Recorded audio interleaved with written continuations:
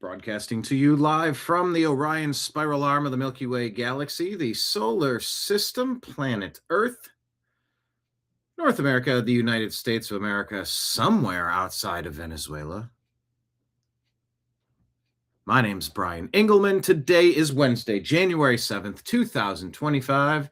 And this right here that you have found today, well, this program right here, it's got a name. Can you guess it? On 3, 2, 1, I'm going to snap my fingers. Ready? 1, 2. Wait, you said 3, 2, 1 or 3, 2, 1? Okay, ready? A, B, C. We're called the T-Nam Daily Show. Now, I know that got confusing because I mentioned the name of a terrible company, ABC, ESPN, Disney, amongst the wokest, weirdest, wonkiest companies out there, from Jimmy Kimmel to all the woke rebrands that have come out, to the politicization. Am I adding an extra syllable there? Injecting hard left, far left, globalist, deep state propaganda into our sports world through ESPN. We normally tune into sports to get a break from all that political crap. But ESPN, ABC, Disney, oh man, they pushed it every step of the way, didn't they? Every step of the way, didn't they? So let me not confuse it. I was just making the joke of 1, 2, 3, ABC, 3, 2, 1. I couldn't even count it off properly. I counted it off differently, which is pretty fun. I've noticed that before. A, B, C, 1, 2, 3. And in the same sentence, same paragraph, people forget how they started their counting system. And that just happened to me. So you got to witness it live. Thank you so much. We'll do it live. Hey, Jamie, can you go ahead and delete that intro? We're going to do another cold open. Oh, wait, I'm Jamie. Oh, wait, it's live. So there is no touch-ups. There's no filters. It's just a show where we gather together and we talk about the news of the day. That's what we do here at the new American media. Because the old American media failed you. You probably used to tune in to find out what was happening. Who, what, where, when, why type stuff. And then you realize that you're not getting the story. You're getting a heavily redacted, heavily manipulated version of reality that isn't serving the people. It's not serving the nation. It's not serving you personally. And so you opted out. Whether that's ABC, ESPN, Disney, whether that's, it doesn't matter where it was. We see CBS trying to pull a mea culpa, trying to come out and make apologies and make amends, because I don't even know the guy's name because I haven't watched Lying Legacy Media in so long. But he was out there under the direction, I believe that's Barry Weiss, right? Barry Weiss has taken over the news department, I think. And so this guy's out there like, and look, we got some things wrong. And, that's our fault. Maybe we listened to the experts a little too much. Full of it. You collaborated with the liars to come up with a bullshit propaganda campaign to pitch to us. You weren't duped. You were complicit. You were partners. And that's what's happening with the Somali daycare fraud, with the Minneapolis, Columbus, Ohio, looking to you, California, New York, basically everywhere. The Democrat Party has morphed into a mafia organization, a domestic terrorist organization in this country to overthrow the sovereign citizens of this nation, the heritage Americans, the natural born citizens, the humans born to American parents, the American children born to two American parents on American soil. Overthrown by this Democrat mafia party to steal every dollar not bolted down.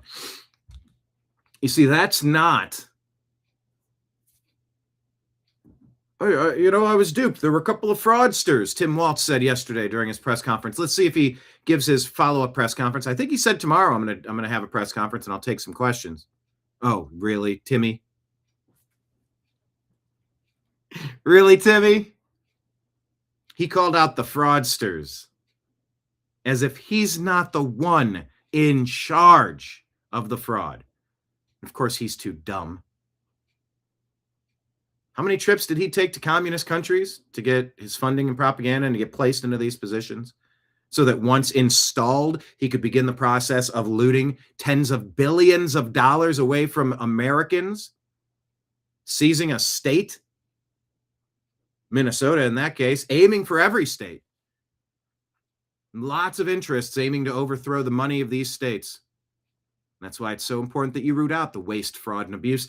But I think the terminology waste, fraud, and abuse doesn't quite cover it. I don't think it gets at the heart of the issue enough. I don't think we need something that packs a little bit more of a wallop. I think mafia, organized crime. This isn't just, they were wasting some money. Yeah, they had some bad ideas. I don't know. Abuse. Well, I thought this thing would work, and we wanted to try something new. And hey, you know what? We're part of that progressive ideology. We want to push forward. Everything progresses. Everything has to progress. And we were trying some new ideas, and they just didn't work out right. That's very different from being one of the ringleaders of the mafia, of the cartel, looting the nation, bleeding us dry, stealing our credit cards and running up a tab that you don't think you owe. Well, we don't owe it. 38 trillion in debt. Bullshit. Tell me where we, the people, signed up for $38 trillion of excessive spending. Tell me where that happened. Now, we're going to get into some hearings with Republicans calling out Democrats. That's fine, but take a step back. Take a step back from the granular waste of time that any and every Republican-led hearing turns into. Oh, we're gonna get a few sound bites. We're gonna couple of quips. They're gonna share. It's gonna go viral on social media. That'll help with fundraising. Okay, Pam Bondi, Cash Patel, and Dan Bongino. Where are the indictments? Or are you a part of it too? The grand conspiracy. What was Venezuela about? Capturing Maduro, or an orchestrated stand down, an orchestrated surrender? Was the 2020 election involved with what happened in Venezuela? I mean, you got Chavez all the way back. You got Maduro now being called the illegitimate placeholder, fake president of Venezuela, who lost an election and stayed in power.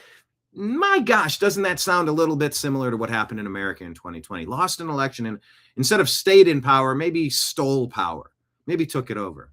Oh my gosh, am I offering some dangerous misinformation and disinformation here? No, we're adults and we're allowed to think. So since Google, YouTube, Facebook, Meta, Instagram, we're complicit in what happened in 2020, allegedly, according to some guests and some people, some commenters, some historians that we will reference on this show, I am obligated to tell you, under threat, under coercion, I'll blink 3 times if I'm doing this under distress.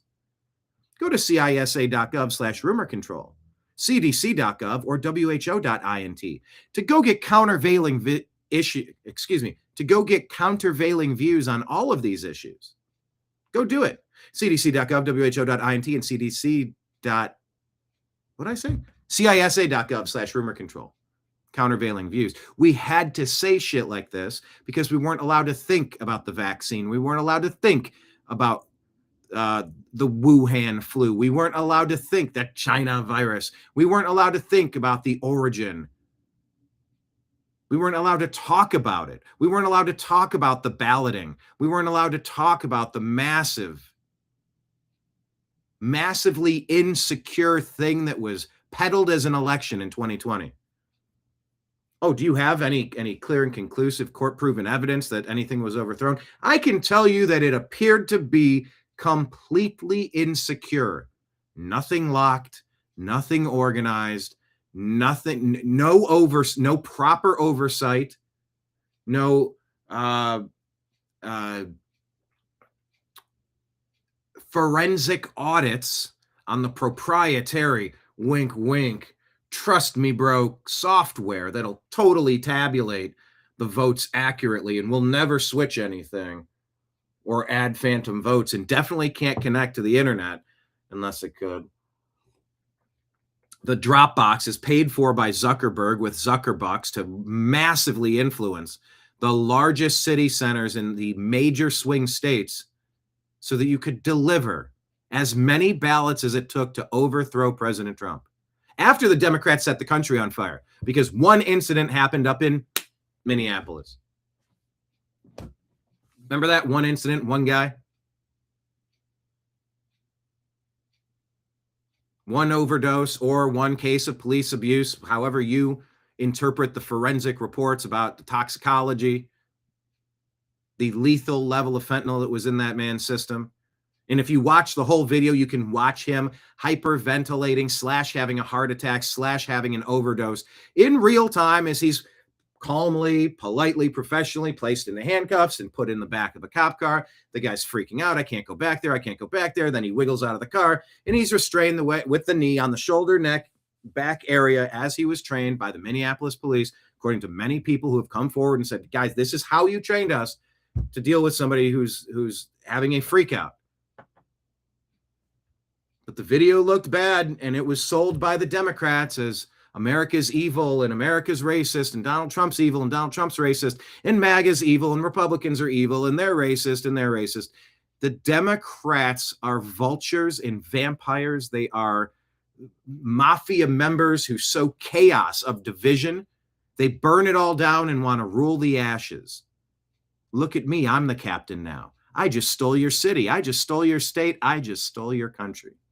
As commies always do, as Marxists always try to do, as Leninists always try to do, as Stalinists always try to do.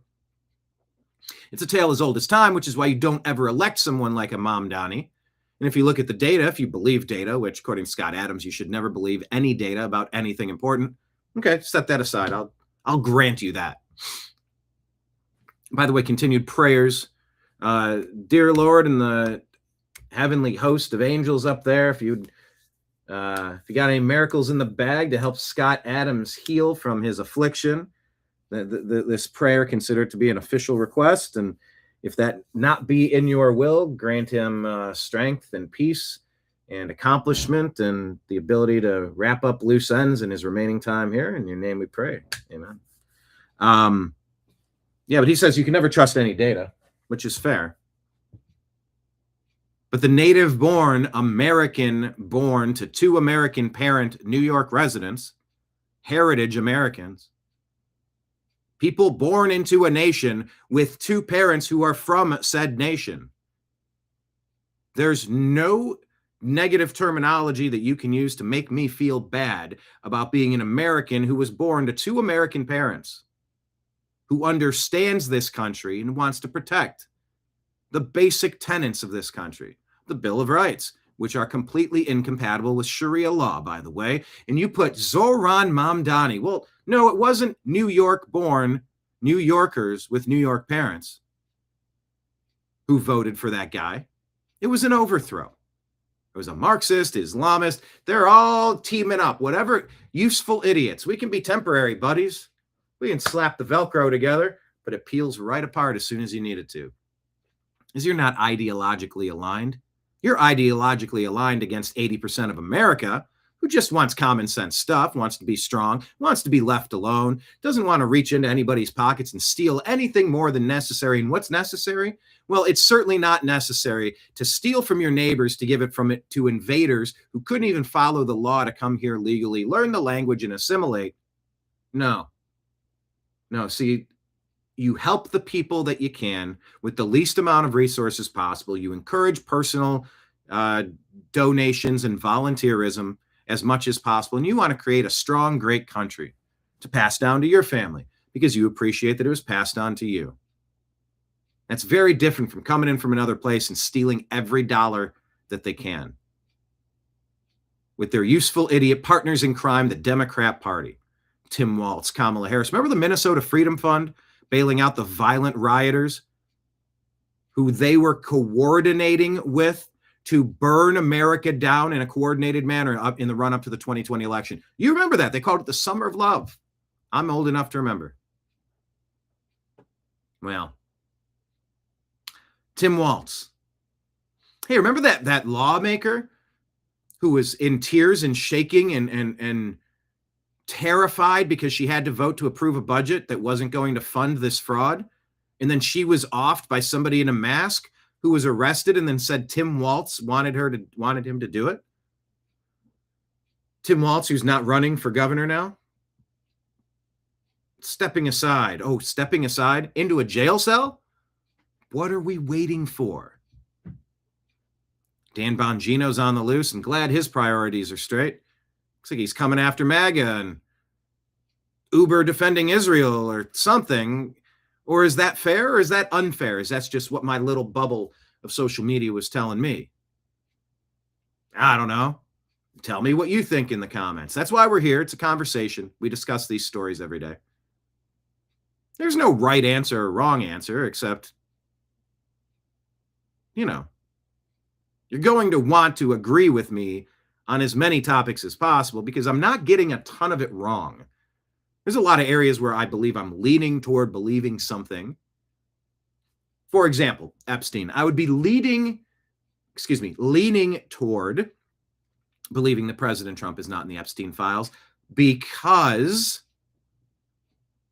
if Barack Hussein Obama's third term, which went by the name of Joe Biden, Kamala Harris, if they had damning information that would have sank President Trump, knowing that their multiple impeachment frame jobs failed, knowing that their setup on January 6th failed, their Insurrection Act bullshit failed.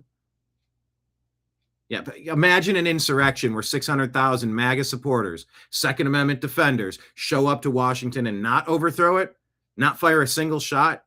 Yeah, see, that's what happens when you're not participating in an insurrection. But if you're going to accuse the other side of it, it sure seems like maybe that's what you yourself could be guilty of.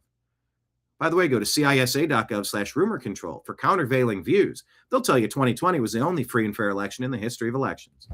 I tell you this under duress so that we can earn a living. Please, can I make some money on YouTube? I'd like to pay my $250 electric bill this month.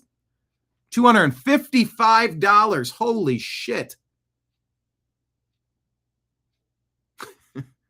Yes, I do clock in here. This is my job. I do show up to work. I'm here at the bar. I'm your bartender. If you have a good time, I have a tip jar out. I have lots of tip jars out. Please consider signing up on our Patreon account for $10 monthly, $100 monthly, or the free version. At least get the free version. Because if YouTube ever censors us like they did during this run of terror, we'll at least exist on Patreon. And that's why it has to be crowdfunded, because they don't want common sense people with a backbone, with a historical perspective, with some humor, some intelligence, some wit, some flair for delivering stories and providing interesting, unique, original, transformative context and commentary to the world's events. They don't like me getting my message out. So I am restricted in ways that I feel like it's Schrodinger's restriction. It's Schrodinger's censorship. Nimbus, you want to come up? Come on. I'll bring you up. Yeah, there you go. Yes, get a big stretch. Get a big stretch. So this is Schrodinger's censorship. Schrodinger's censorship is about the levels to which my accounts have been demonetized, shadow banned, tossed down the memory hole, flagged, copyright claimed, what is it? Demonetized, memory hole, shadow banned, and the reach restricted. I mean, the amount of times that accounts are unfollowing. If you share a story that they don't like, they'll drop your follower count. I did that with Nick Shirley. Nick Shirley getting huge censored on Google YouTube. Google YouTube, huge censorship of Nick Shirley. I shared something on Instagram about Nick Shirley, and guess what? Guess what happened? I lost a follower instantly after I shared a Nick Shirley expose about the Somali Democrat fraud. Not a mistake, not oversight, not waste, fraud, or abuse. We're talking mafia-style overthrow of a state and the coordinated piracy of the resources. So yeah, I see it on Google YouTube right now. I see it on Instagram, Facebook, Meta. And we have our entire pages have been removed, our personal profiles removed, no cause, no opportunity to remedy any alleged issue, but still I show up for work. And I'm not being paid by Big Pharma. I'm not being paid by Israel. I'm not being paid by the mullahs. I'm not being paid by the Islamists. I'm not being paid by fill in the blank. I don't take marching orders from anybody. And if/when we do get sponsors, hopefully it'll just be like for prepping supplies and things that'll make you, healthy or happy or prepared. That's probably where I would go with the sponsors. Nimbus, what are you trying to do here? You're, number one, stepping on the computer. Yeah, Nimbus is my assistant who sometimes doesn't help, but he adds to the workload. Anyway, we're super restricted is the point I'm getting at, Nimbus. Thanks for taking me off topic. And that's why I got to put shit like this for countervailing views, because a lot of you are on YouTube. I appreciate it, and so far we have been remonetized on there for 4 months straight. Not without not without a batch of problems, though, in having to deal with garbage copyright claims, because we have fair use authorization to cover the news and to add original transformative commentary. Nimbus, what are you aiming at? You're trying to itch right here. What are you missing? Am I getting the spot or no? His hindquarters don't work the way they used to, so he can't really reach those spots. So I try to help him, but then on the flip side, I'm allergic to cats, so if I kick up the dander, I'm at risk of starting sneezing, which I don't want. Not great for doing a show, but Nimbus lives here. I serve at the discretion of Nimbus. Yeah, Nimbus's monthly $120 vet bill. Your donations help me take care of Nimbus and Mr. Bean down here, who came down because he hears me talking. I've been fighting an uphill battle to pay my bills doing the New American Media for 15 years. All of your support is super crucial, super appreciated. Let me put that up on the screen if anyone wants to throw something into the tip jar. It's always appreciated. Where is the tab? Nimbus, you're trying to get that itch again. Why am I missing the scratch? Show me where it is. You've now officially distracted me from the show 3 times by kicking up your leg and stepping on the control panels.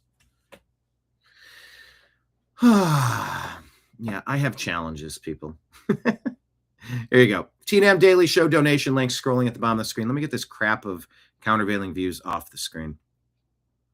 But yeah, subscribe to us on Patreon. You can do a monthly subscription on Rumble and YouTube. By the way, we're $5 away from making another withdrawal on our Rumble channel.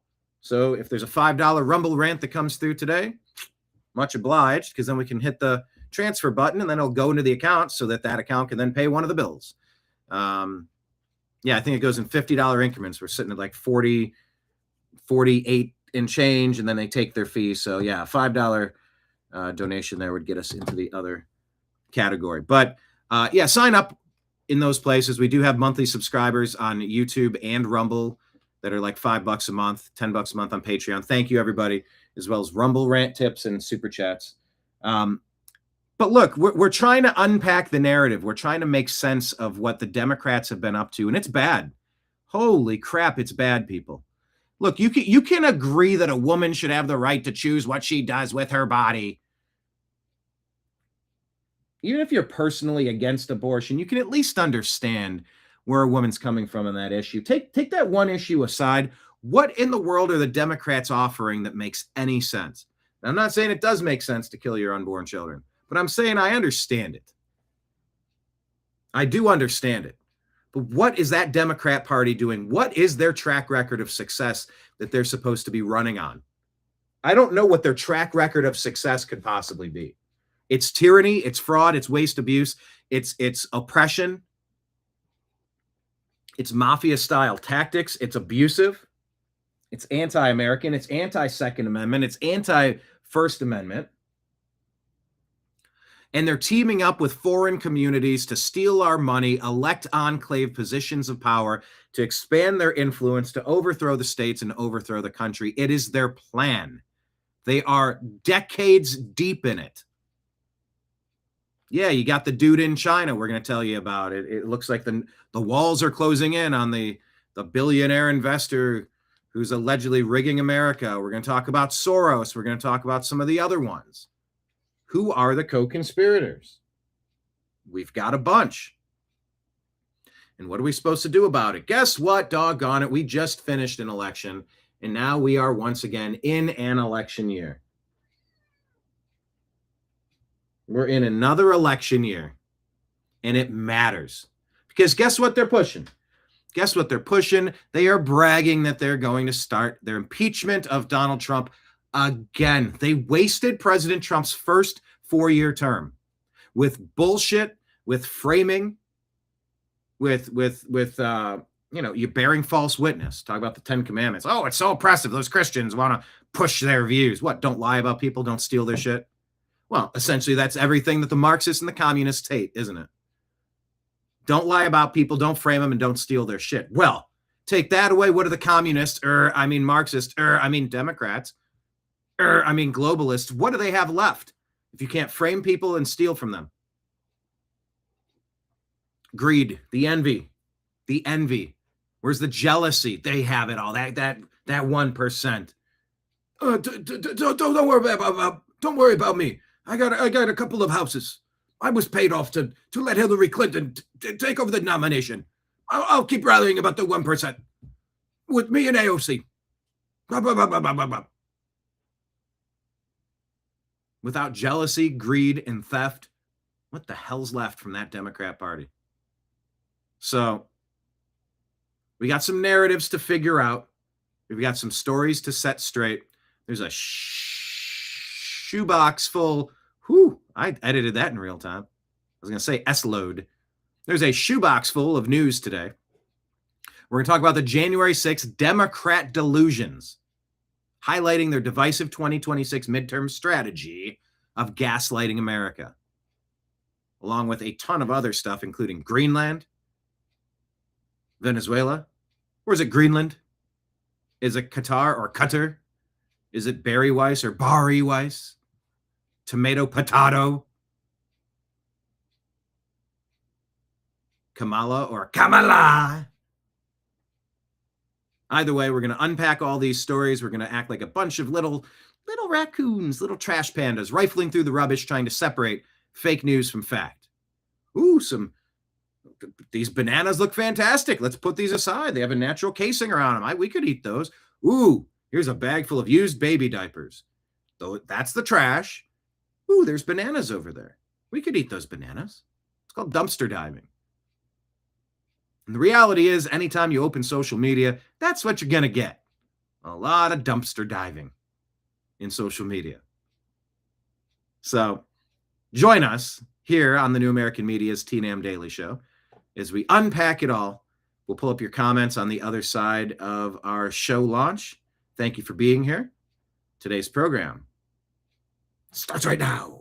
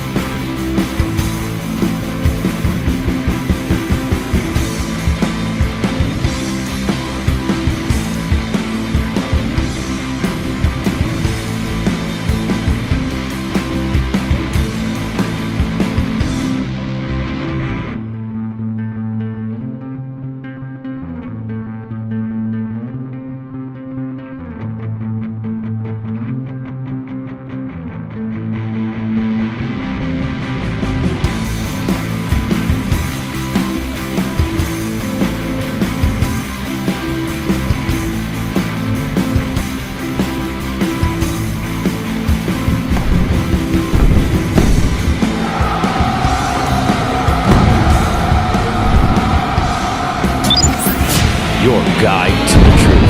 TheNewAmericanMedia.com.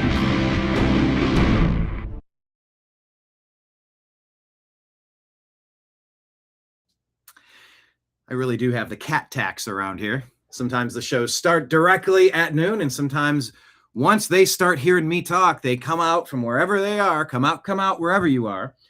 We want second lunch. We want scritches. We want attention. No, wait, why are you giving him attention and not me? No, wait, now why are you giving me attention and not him?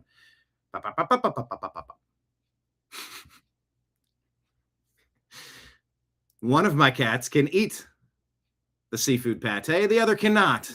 I won't bore you with the details of what happens when he eats the wrong food. For some reason, that doesn't agree with him these days. So I can't leave one dish out. I have to go get the other dish. But that dish is being eaten by one cat, and then the other's sitting there going, well, where's mine? I said, well, if I leave yours, as soon as I walk away, you're going to switch your bowls, and then he's going to, out of both ends, all over the house. And we're not doing that. So he just looks at me going, well, what are you going to do for me? I go, I'm running back to the beginning of the program, Mr. Bean, so that I can do my show. Perhaps at some point soon, I'm going to run out with some treats. But that's called the cat tax. I never really advertise Facebook for obvious reasons, but we do have a Facebook page. Question of the day, type it in the comments. Are you following the page, The New American Media? Are you following the New American Media Facebook page? Also, are you, I guess I just still have TNAM's The Agree to Disagree Show group. I don't have a different group for the TNAM Daily Show. It's all under the Agree to Disagree Show, because up until maybe last year, it was all the Agree to Disagree Show. That's what I did. And now I think Agree to Disagree is going to be like a sit down, like a one-on-one interview with myself and a guest. Are you following the group, the TNAM's The Agree to Disagree Show group on Facebook, or the New American Media Facebook page? Type it in the comments. Let me know. I want you all to follow me in all the places. Let's go to chat over here. Yep, time for roll call, everybody. Everyone in chat. Marion's not even on Facebook. All right, well, bless you. It's a good platform for like Facebook Marketplace, which is always good when you get a random encounter with somebody in a public location, and that could go awry every single time. That's always fun. Also, it's life. What are you going to do? Yeah, I filmed Dr. Ron Paul. I would gladly have Dr. Ron Paul. I also heard Rand Paul implicated yesterday. I was listening to Toxically Masculine Tuesday. I filled in as a member of that program a couple of times. That's Mike Barra from Strictly Football.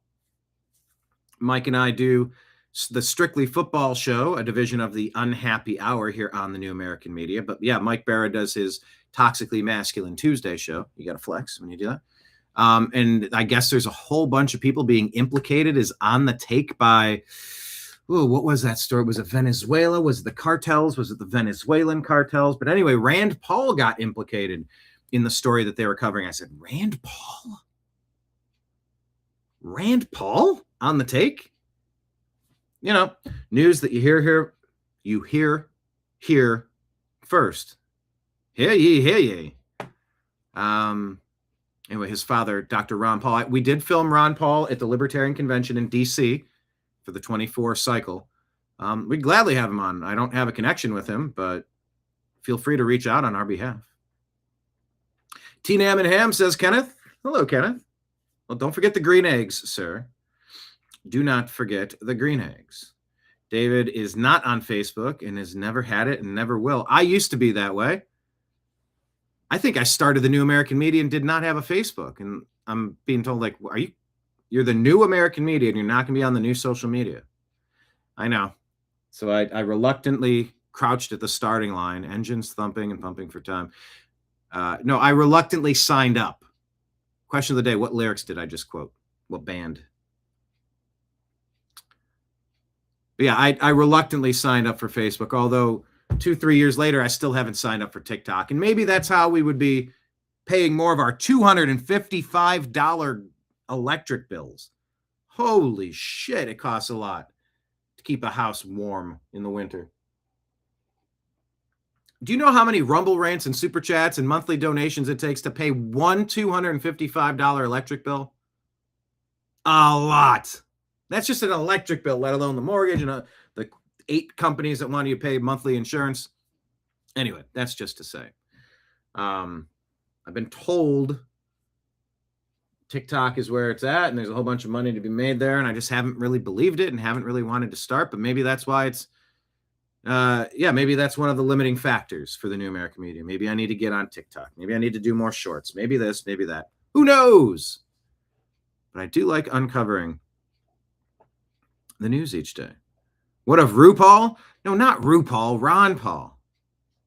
Danette got it. Reluctantly crouched at the starting line. Let them eat cake. Cake is such a cool band, but man, oh man, does that singer have Trump derangement syndrome. Never start a war in Greenland. There you were, hopeless, helpless, in Greenland. Never start a land war in Asia.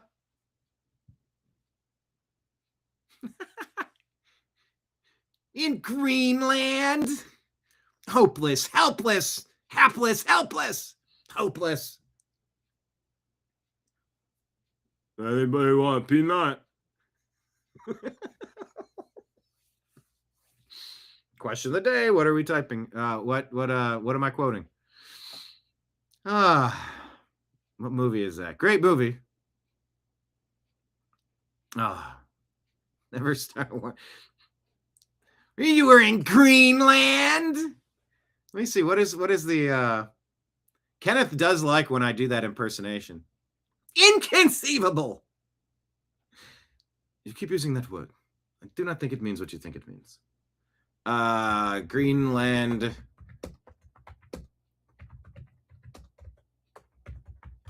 Yes, Greenland is on the radar, people. And you, friendless, brainless, helpless, hopeless. You want me to send you back to where you were? Unemployed? In Greenland?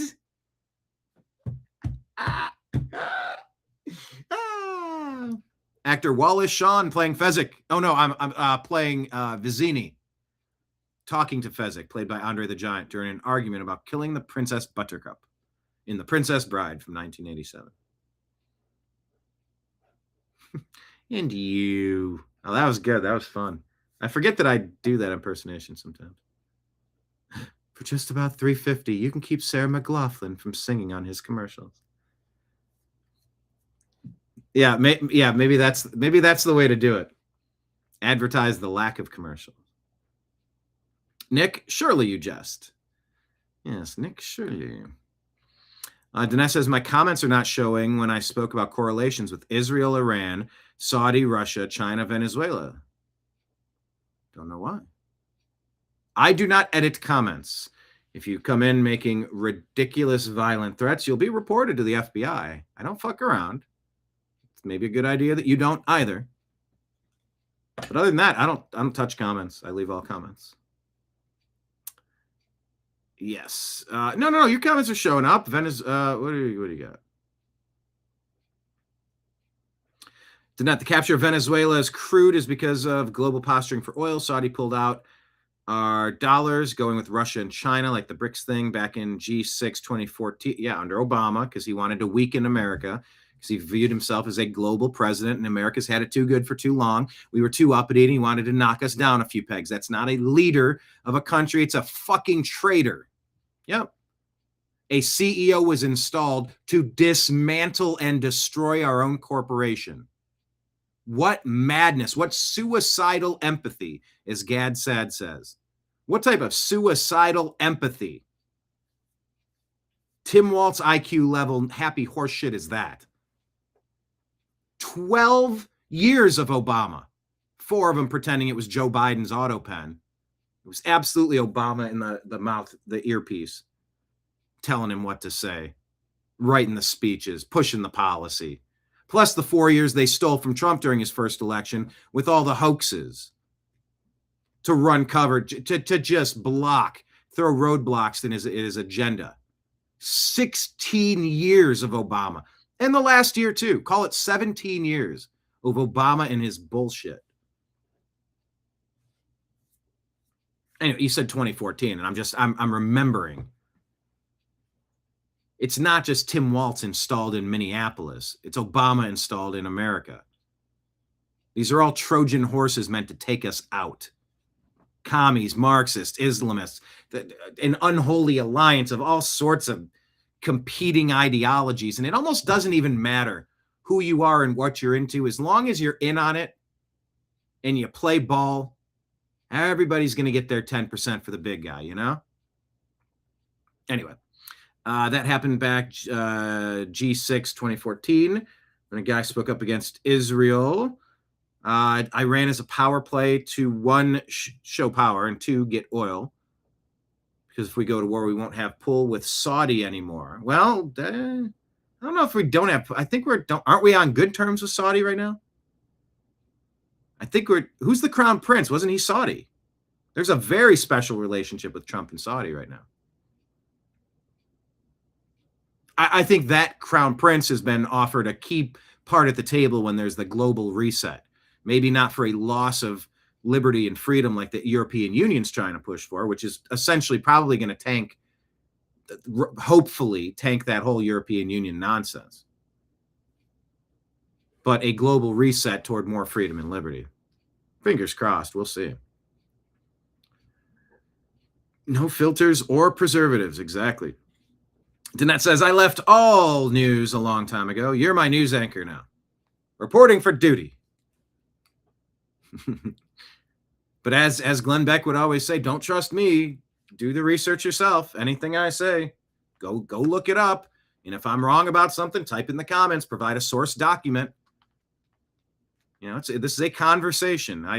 When I was a kid, I knew everything. Now that I'm older, I realize I don't know shit. Of course I do.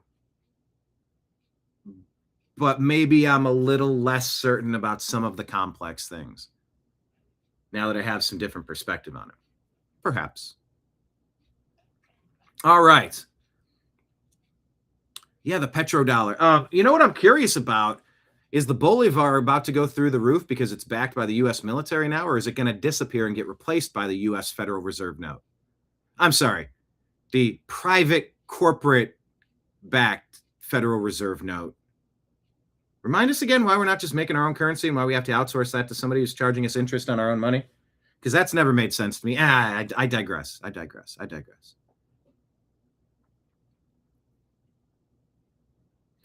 Oh, yeah.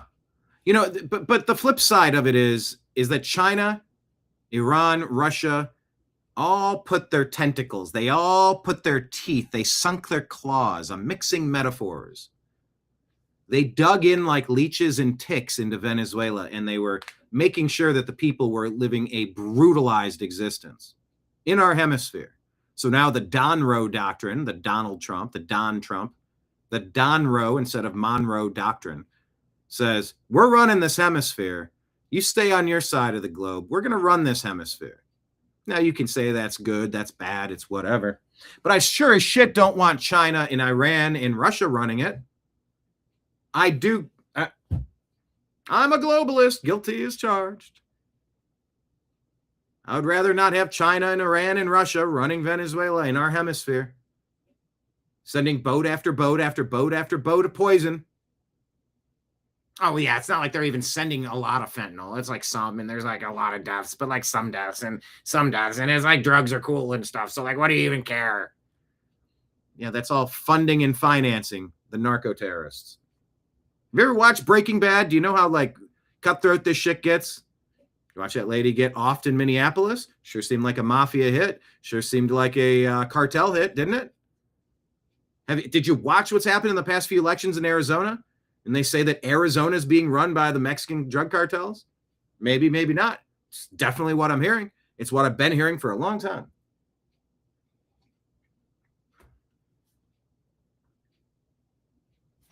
I don't know. A lot to think about. David says, I saw a funny thing on YouTube. It was called Google Maps. January 3. Brian can't play it because it has music, but it's great in my opinion. A funny thing on YouTube called Google Maps on the Job. Okay, gotcha. Yeah, what would happen if Wallace Shawn worked in accounting? Income receivable. There's a Dilbert crossover joke there. Oh, that would be funny. Who can do that for me? Who's the TNAM meme team? That would be John. I mean, any of you could be on the TNAM meme team. Can we make a Dilbert comic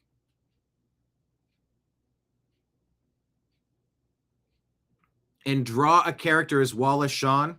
I've actually never read the Dilbert comic. I like Scott Adams, his Coffee with Scott Adams show.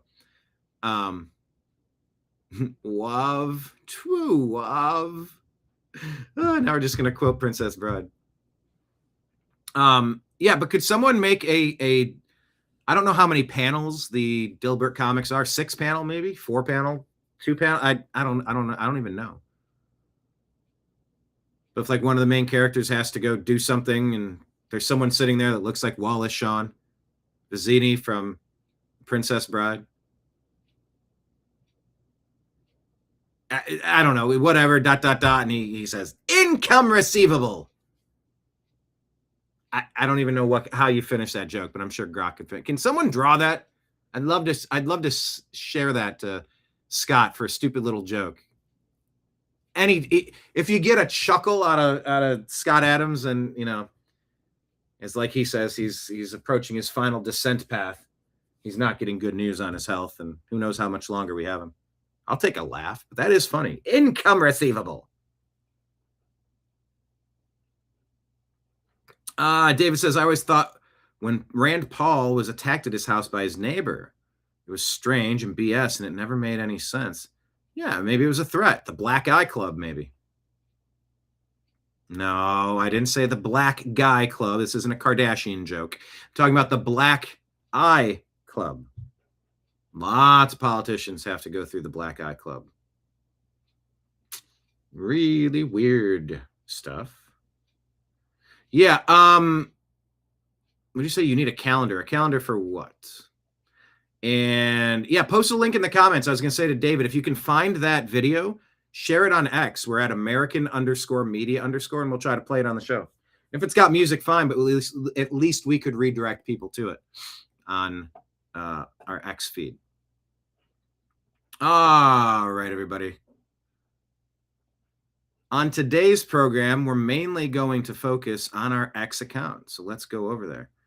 Keeping in mind, Rumble, rants, and Super Chats do exist if anyone wants to throw something in the tip jar. All right. So much going on. Of course, our pinned account at the top here is our Patreon page.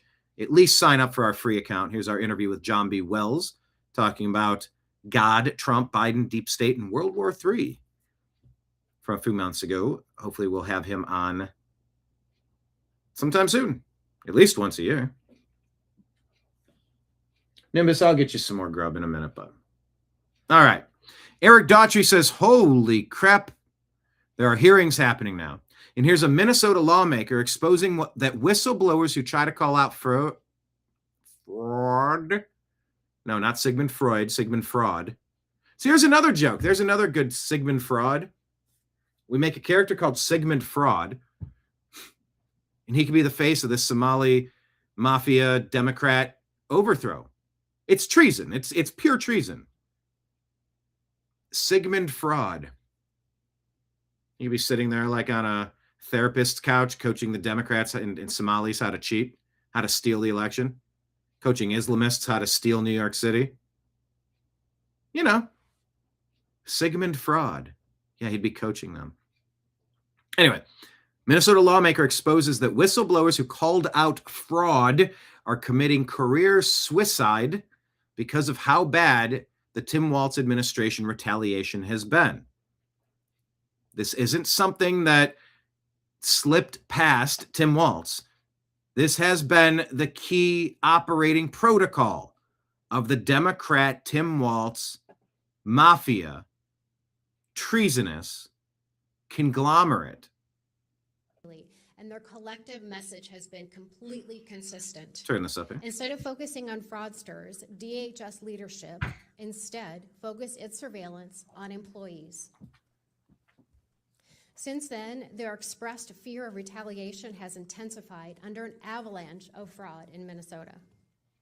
Their numbers have grown from 480 DHS employees, both current and former, to over 1,000 across multiple state agencies. They have told me repeatedly how grateful they are to the House Fraud Prevention Committee for focusing our attention on fraud in the state programs, using their inside information while keeping them completely protected. They have explained that they live in a constant state of fear of retaliation. One only has to look at what happened to Faye Bernstein to understand why. In a very recent Newsweek article dated December 13th of 25, Ms. Bernstein, a former compliance specialist, stated, Minnesota DHS functions in the opposite manner as you would think. Employees who suggest improvements or, heaven forbid, report fraud then face significant retaliation. The messenger is shot. In 2019, Bernstein said she alerted Minnesota DHS officials to sloppy contracting practices that were not legally compliant. But it's not what most people would even consider fraud. She says she was later escorted out of the building, faced lengthy investigation, got trespassed from all DHS owned and leased properties, and received an involuntary transfer to another state agency. So she says. So she says. This is all coming out now. Escorted out of the building, got trespassed from DHS properties, involuntary transfer to another state agency. Ramped up surveillance on employees that were concerned about fraud rather than the fraudsters themselves. Uh-huh. Indict, indict, indict. What do we got here? Check this out. Muckraker.com says a Somali man in Ohio says America will become a Muslim state. Our goal is to make America Islamic. This is at the Global Mall in Columbus, Ohio. We saw a poster that said no ICE, allegedly. General Mike Flynn says the real muckraker is on the case. When will Congress move on these diabolical operations using child and medical care centers to steal U.S. taxpayer dollars and God knows what else? America, do you see what is happening here? Islam's coming to America. Islam's coming to America? Yeah, it's coming. Wait, is this going to be One day, America will become a Muslim state, a Muslim country. We are. And they got music in the background. Doggone it. Because that music is going dum dum dum dum dum dum dum dum. Someone will file a bullshit copyright complaint because I play the video. You tell me what's more important. This invader here saying Islam is going to... I don't know if he's an invader. Is he... It just says a Somali man. It doesn't say an American man. What's more important, the content of what he's saying or the dun dun dun dun dun dun dun dun music in the background? Our goal is to make America Islam. Really? Islamic state. Our goal is to make America Islamic state. Do you consent to this or do you reject it? If you reject it, what are you willing to do about it? How are you going to defend America from being changed? We're just 5 days away from fundamentally transforming the United States of America.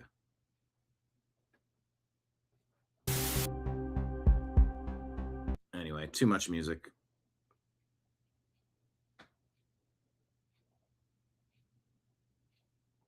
So watch the video. Can't share it here.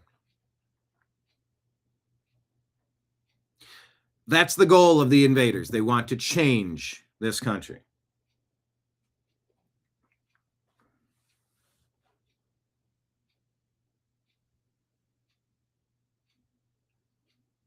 Incompatible with the Bill of Rights, American civil liberties.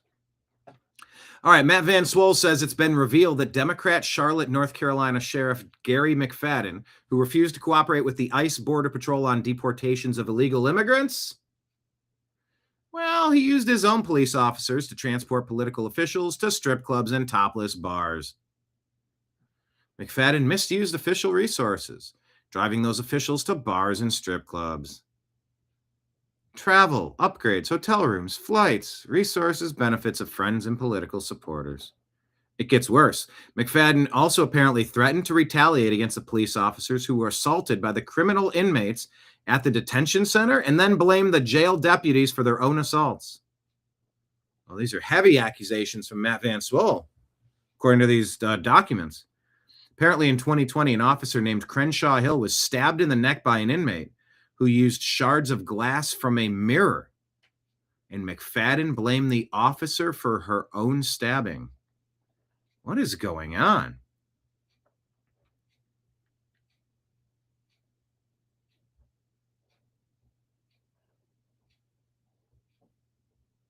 What is Joey FAFO saying? Democrats protect homelessness, but not the homeless. They protect drug use, but not the drug users. They protect illegal immigration, but not the victims of trafficking. They protect child mutilation and not the child. Every Democrat policy is designed to harm the people of America. Prove that wrong.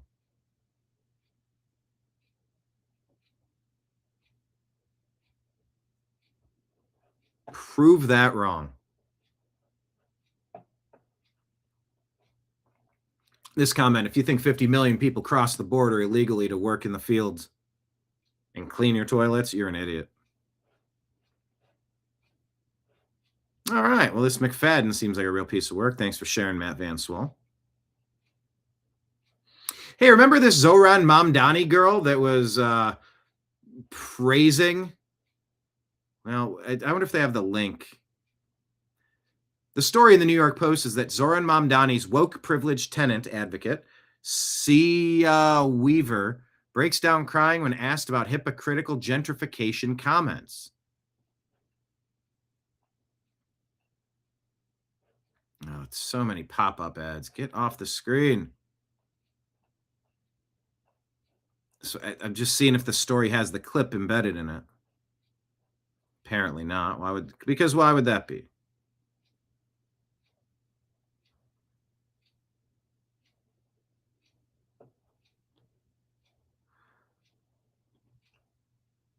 Complaining about gentrification, and the mother is a professor at a prestigious college boasting a $1.6 million home in Tennessee. Private property, quote, private property including any kind of especially home ownership is a weapon of white supremacy. This goober says, this self-loathing nincompoop, this useful idiot.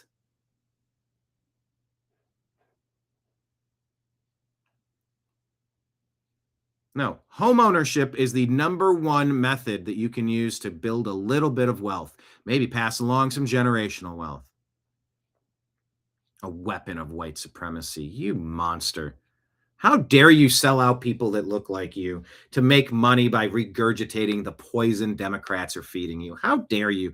That's not just stupid, that's treasonous. That is just shame on you, Weaver. Shame on you. And shame on you, Mamdani. Shame on the people that voted for that crap. Her other quote, there's no such thing as a good gentrifier. Only people who are actively working on projects to dismantle white supremacy and capitalism and people who aren't. Okay, so capitalism is bad, but that's the one thing that makes everybody responsible. Because the human condition is to do as little as possible. To coast. Capitalism encourages achievement, striving towards something. Communism is destructive as any drug out there. There's no such thing as a good gentrifier. That's a lie. I was given grief. This is the ghetto, Brian. Because I was fixing the irrigation lines in the front yard of a condominium complex, supposed to be for homeowners taken over in an overthrow by the City of LA Housing Authority. Half the units belong to the City of LA Housing Authority. That's not what a homeowners association is supposed to be comprised of. It's supposed to be tenants that will pick up their trash in their front yard and encourage trying to protect their investment in helping make sure things are painted, clean, safe, nice. But I was yelled at by a Section 8 tenant, a resident of a building that she was not a homeowner of, told me this is the ghetto, Brian. She didn't want me making the grass green because then it would get too expensive for people to live there. We don't want it nice. This is the ghetto, Brian. I said, the hell it is. That's the mind virus. That's the mind rot of communism, Marxism, socialism, statism, globalism, Democrat partyism. That's your true fascism. And this clown that was appointed to a position in Mom Donnie's campaign says gentrification is bad. No. Making the grass green, fixing the broken planter beds, planting fresh flowers, scraping off the paint and painting the landings, changing out the mailboxes that are rusty and bent up pieces of metal. You cut your hand on it, delivering the mail or getting the mail. Fixing all those things is bad. That's gentrification or white supremacy. Fuck you. So yeah, I take it personally when idiots like this are out there. And mommy and daddy living in a $1.6 million home, which, by the way, good on them. What do I care? I'm not jealous like she is, pushing that jealousy, envy, greed. The greed of the Marxist rivals, I would say, probably far surpasses the greed of any capitalist. Because a capitalist says, how much can I do to make as much as I can, to live as well as I can? Those are noble aspirations, I think.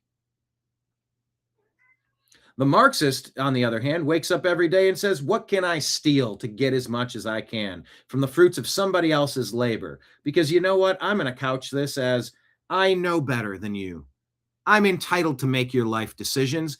Give me or I'll cage you. That's a tyrant. The left are tyrants. They always have been tyrants.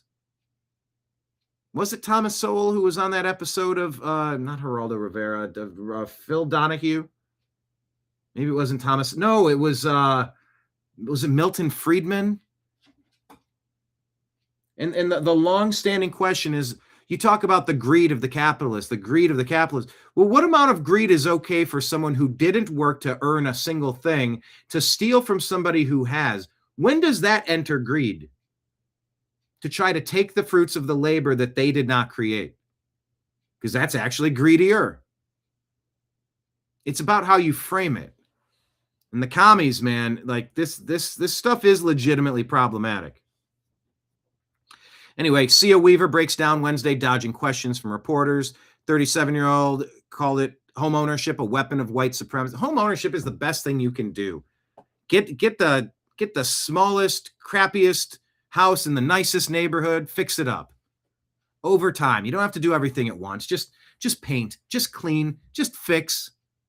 Take care of, care for. And on a long enough timeline, that should build you some wealth that you could either sell, you could rent, you could pay off. We're not supposed to be on a hamster wheel earning for a bankster our entire lives, only to keel over at the end and repeat the cycle. Now, that's what you could say is capitalism that you hate. I don't think these banksters are capitalist. I think they're totalitarians. I think they're slave masters. What in the world are they doing to generate profit besides setting up a system and making all this fake interest on money that they loaned us, loaning our own money back to us? Could you imagine reaching into somebody's pantry? You're invited over as a guest. You reach into their pantry, you take a can of food, you walk over to the kitchen table and say, I'd like to sell you this can of food. Yeah, that's my own stuff. Yeah, well, I'm in charge of it now. I'd like to sell it back to you at interest. Get out of debt as soon as possible and reclaim your freedom. There are literal modern day slave masters that want to just get rich off of interest, the banksters. So if you're going to bash home ownership, you fool, it's one of the only methods that humans have that can get off of this hamster wheel. Yeah, you could get a job. Good luck. Good luck. Maybe you'll get paid. Maybe you'll get paid for a while. Oh, maybe you'll get replaced for someone younger and cheaper.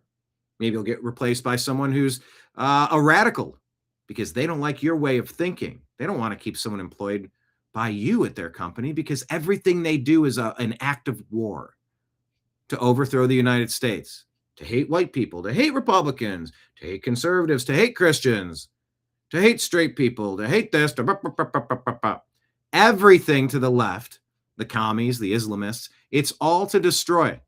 And every day is an act of war. Every day. How can I get someone fired that I don't like? How can I steal money from somebody who has some? How can I enact policy that can entrench me and I can make my family rich? How can I sign all my friends and family up for these fake daycares, these fake transportation companies so that we can make all this money? It's through fraud. And it's through shame.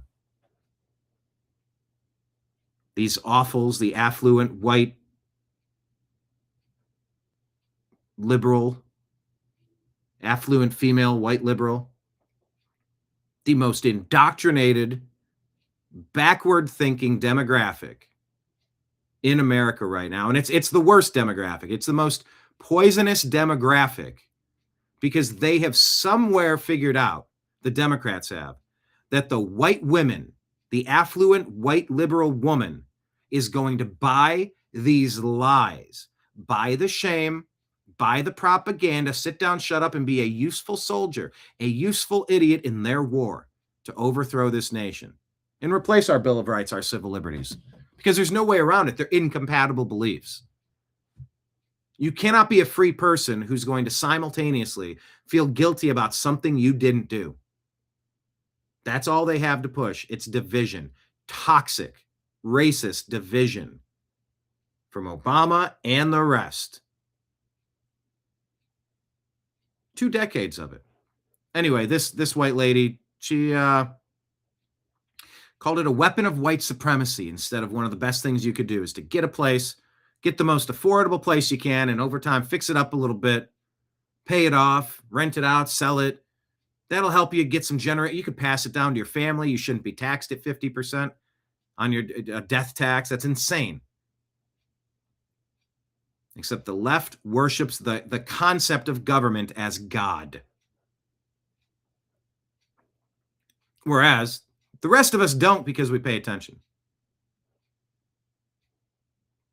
Weaver was tapped by Mom Donnie the commie, to be his new director of the city office to protect tenants. Ran back inside after being asked about the $1.6 million home that her mother owns in Nashville. So, are you surprised? Nah. Couldn't possibly be surprised by that. I mean, right?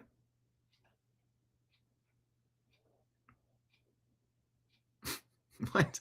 Kind of Tim waltz into a bar. He takes out a 12-inch piano. I know, David, how obvious do these people have to be for people to see? Just all the brainwashing, all the manipulation, all of the lies, all of the theft. It's just...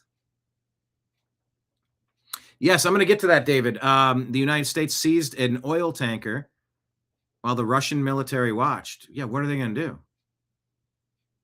Yeah, we're going to get to that story. Absolutely. Oh, here's Deb. Wow, greed and stealing? Sounds like... Well, now, I'm not going to spill the tea there. But there you go. Yes, I did, Deb. I didn't see you in the chat room when I was telling that story. But it pissed me off to no end. That lady looked at me as some outsider, some white guy, some gentrifier, trying to ruin the ghetto, Brian. Man, all I did was help that place. All I did work to make that cleaner, safer, nicer. And it teaches you a lot about humanity when you do that. It teaches you a lot. So yeah, I know I tell that story a lot. I wonder if she has any idea how much of an impact she had on me. Probably not. Yeah, David, these criminals do not want any of us to have anything. Exactly. They're the greediest people out there. That's why you were taught in the Bible to not covet your neighbor's shit. Stuff. You're not supposed to covet your neighbor's stuff. You're supposed to achieve and get some stuff if you want some stuff. Don't covet it. Don't lust after it. Don't lust after his wife. Don't lust after his house or his horse, his oxen. Don't lust. That's greed and envy. These are the 7 deadly sins, along with pride. 7 deadly sins: pride, gluttony, envy. These are no bueno.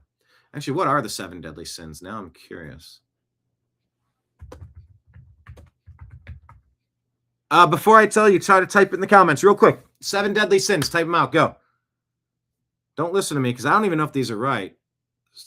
Well, I'll give you 5 seconds. Pride is definitely one. A classic classification in Christian theology, particularly in Catholicism. They aren't explicitly listed as a set of 7 in the Bible, but were formalized by Pope Gregory I in the 6th century, refined by St. Thomas Aquinas in the 13th century. Pride. Excessive belief in one's own abilities or superiority, often seen as the root of all sins. It rejects God's grace and places self above others.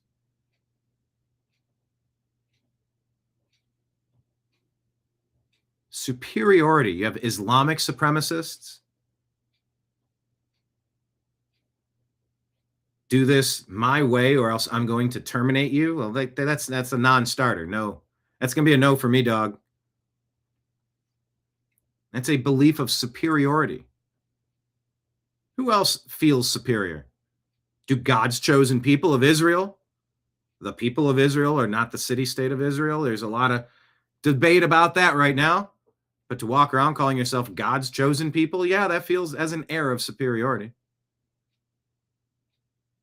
I mean, I guess Christians believe that there's one and true God, Jesus Christ, who's the Son of God, brought here to die upon the cross for our sins. That's an air of superiority, but it's, that's just more I'd like to tell you about it, and hopefully you find something of value there. Maybe join the team, and hopefully I'll see you in heaven. It's not like I will end your life if you disagree, like in Islam. Greed, one of the 7 deadly sins. Insatiable desire for material wealth or possessions, leading to injustice and idolatry of money. Lust, uncontrolled and disordered sexual desire, objectifying others and prioritizing pleasure over love. Envy, resentment toward others' traits, status, or possessions, wishing harm on them for having what you lack. Envy. Lust. Greed. Gluttony, overindulgence in food or drink or consumption beyond need. Waste. Yeah, I don't like gluttony, the wasting of resources or harming health. I don't like the wasting of resources. It's why I do love reselling things. One of the many things that I do for income. Another reminder, we do have tip jars, rumble rants, and super chats if you want to throw something in the tip jar. But yeah, a lot of these are similar. Gluttony, wrath, okay, anger, uncontrolled hatred or rage leading to violence, revenge, or bitterness. Yeah, wrath can feel good. Wrath is one that's tough. I don't know about the others. Pride, I mean, I believe in my abilities. I don't get everything right all the time. I'm generally, I have some abilities. I mean, pride's not, greed. I don't know that greed, lust. I mean, I have desires and seek pleasure in things, but I don't know if it's uncontrolled or disordered. Envy, resentment toward others' traits, status, or possessions, wishing harm on them for having what you lack. Oh, my God, envy is the key to the Democrat Party. Gluttony, go through Thanksgiving and Christmas and have to recalibrate. That's for darn sure. One day turns into a couple days, turns into a couple weeks, turns into a couple months, and you look back and go, whoa, that is a different health journey than I intended to be on. But gluttony, I think, is even more different than for everything there is a season. You can pack on a few, you can take a few off, you can have a little bit of this or that. But wrath, uncontrolled hatred or rage leading to violence, revenge, or bitterness. Now, I think where it says revenge, you can be angry at evil. You can have anger toward evil. And you can want, some would call it revenge, but I think it would maybe best be served as justice, defined as justice.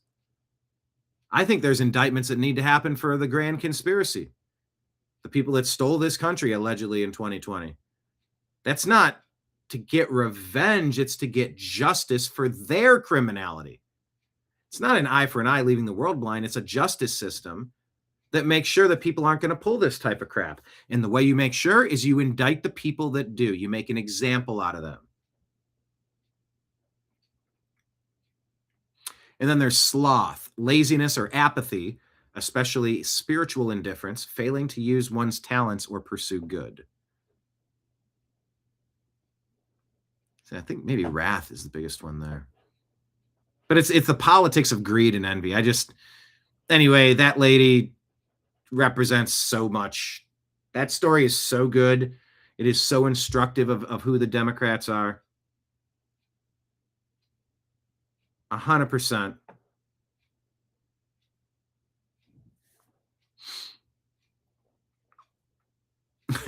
No, hold on. Okay, it looks like, Deb, you did get all of the 7 deadly sins. Were you Catholic? I'm guessing you're Catholic. Lake Leon, thou shalt not be a Democrat. Well, no lusting after goats. Always sage advice. Lust after his sheep. Thou shalt not covet thy neighbor's oxen. Sheep. Lazy, greedy people never appreciate help or hard work. Exactly. Nothing you do for a lazy, greedy person is good enough. If you give a mouse a cookie, he'll ask you for some milk. Ooh, I wonder if is that short?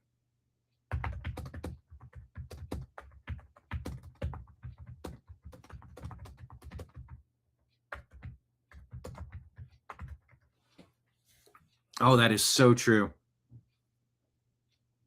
Yeah, you should always, they are never satisfied. Nothing you do is ever good enough. I've read this before, but let's do it now. If you give a mouse a mookie, I did it all for the cookie. Yeah! In Lewiston, Maine.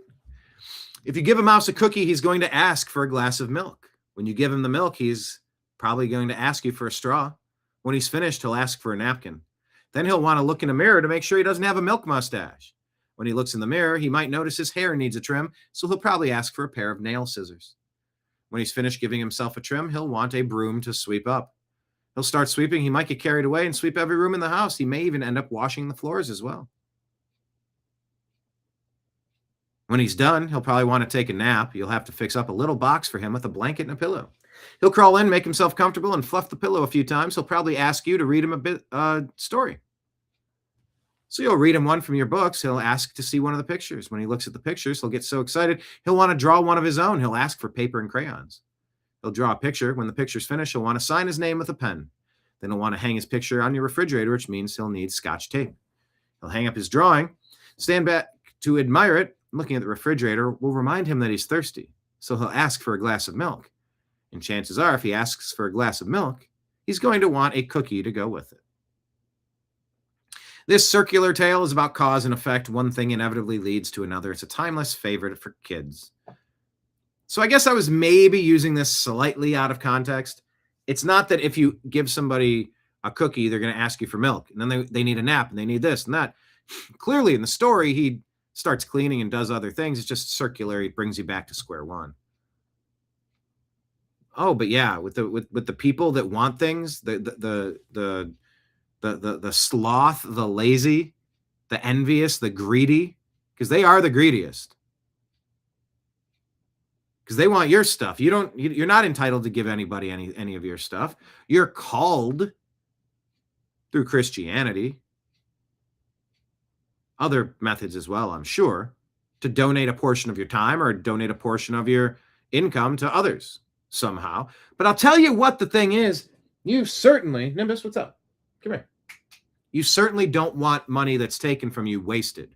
Because instead of taking $10, can you get by with 3?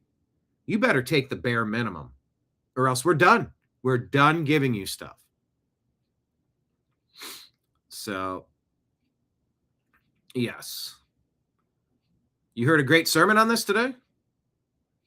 Oh, okay. Look at that. Everybody's yelling at me in all caps. I heard a great sermon on this today. Brian, I just posted them. Read your chat. Why is everybody yelling at me today?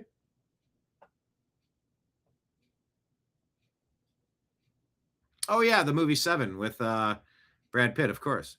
Aw, what's in the box?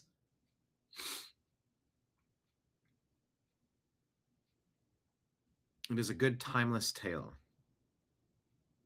Yeah, Mouse who asks for a cookie, meet my cat. Or meet my other cat.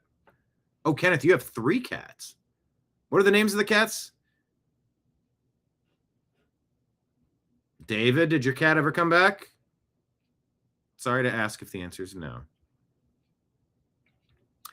All right, let's get back to the news.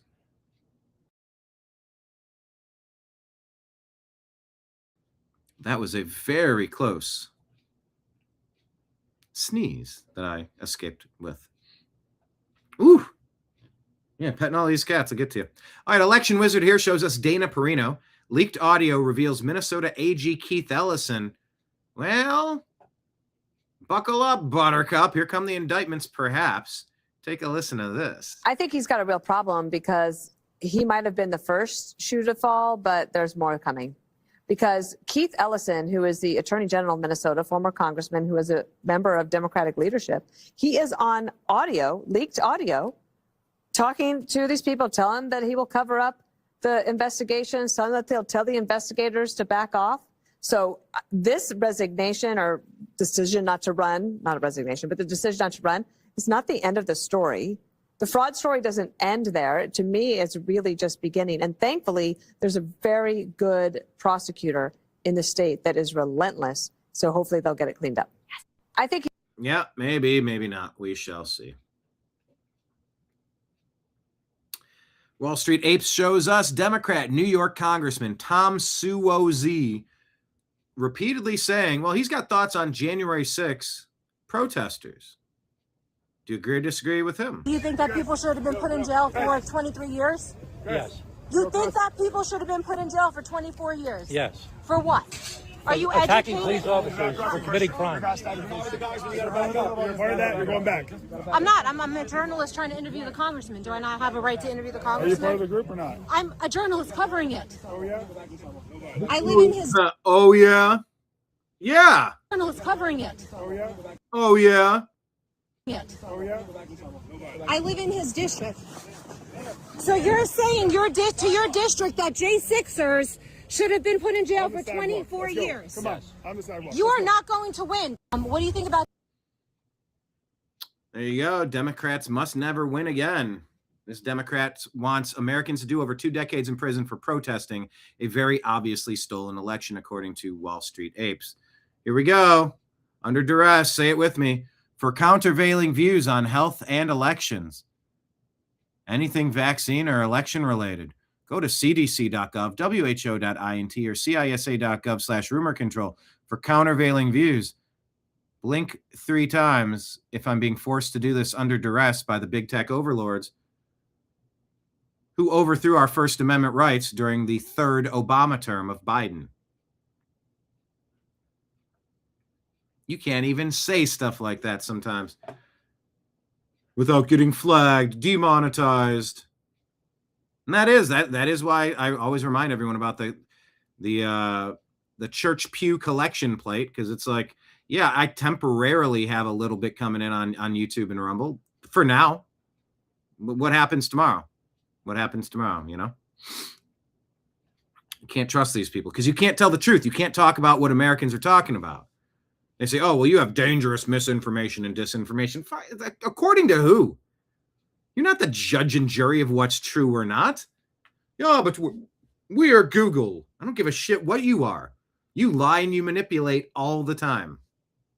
They don't like me, so I can't rely on them. So I got to keep telling you. All right. What are your pastors always on topic? All right. Share it on X. Share something on X. Link to said sermon. Okay, there we go. Kenneth's cats. Roscoe, Bootsy, and Thomas. I have Nimbus and Ben. Rest in peace, Aster. Rest in peace, Halo. Rest in peace, Panther. Rest in peace, Smokey and Les. Rest in peace, Morris and Ray Charles. Rest in peace, Crystal and Danny. Rest in peace, Mama and Daddy.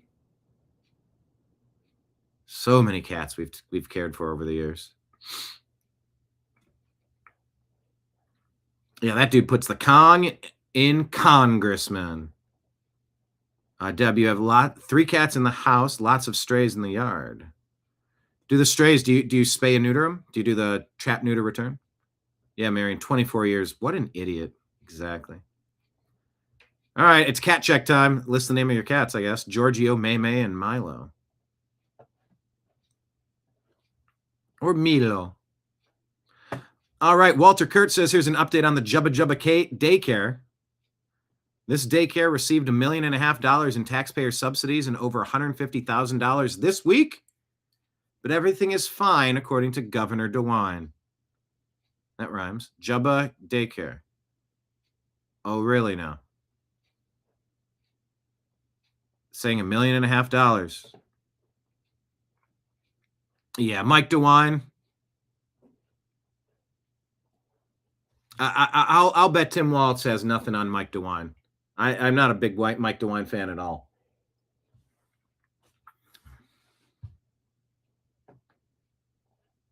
Marion has 2 cats, Sparkles and Tommy. There you go. Lake Leon, my cat's name is Cat. I'm sorry, you have a stray cat whose name is Thomas? The stray cat, the girl stray cat. So you have a crab?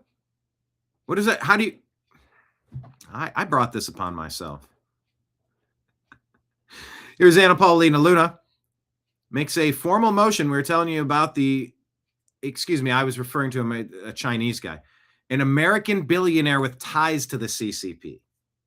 And Jonathan Greenblatt, CEO of the Anti-Defamation League, who's very defamatory, very anti-American, very anti-freedom. ADL is not a good organization. Well, here, let's take a listen. I think she explains this all and why you should agree with Anna Paulina Luna. Mr. Chairman, I Chair now seek recognizes- recognition to make 2 motions for subpoenas. I was going to recognize the whip, but if you have a motion or state your...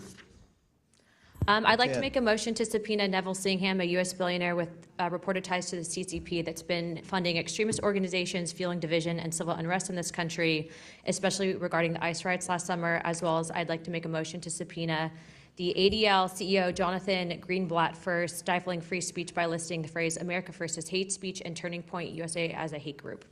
Mr. Perfect. Jonathan Greenblatt, CEO of ADL, tried to push garbage by saying America First is hate speech. Well, then you should instantly hate the ADL and hate Jonathan Greenblatt. Screw you, buddy. And the horse you rode in on. Labeled TPUSA is a hate group. No, Americans hate you for coming in here and trying to tell us how we're going to handle our business. Don't you come in here and tell us that. Good job. Thank you, Anna Paulina Luna. Make them testify before the American people. Subpoenas will be sent out within a few hours. Good. Amuse here tells us that there's a color revolution. Mark Kelly allegedly took money from a CCP-controlled Tencent company, for his balloon startup called Worldview, then hid the Chinese investment in a blind trust when he ran for Senate. Oh, now he's a part of the seditious six, using TikTok to tell the young U.S. troops to defy President Trump's orders and warning that they could face prosecution once Democrats regain power. Never let another Democrat get anywhere near power again. They're telling you why you cannot let them get anywhere near power ever again. They continue their vindictive prosecution and persecution of our civil liberties. What Republicans need to do is get going already with the indictments. It's not revenge, it's justice. But the Democrats are seeking revenge round two. You cannot let them have it. You cannot let them do it.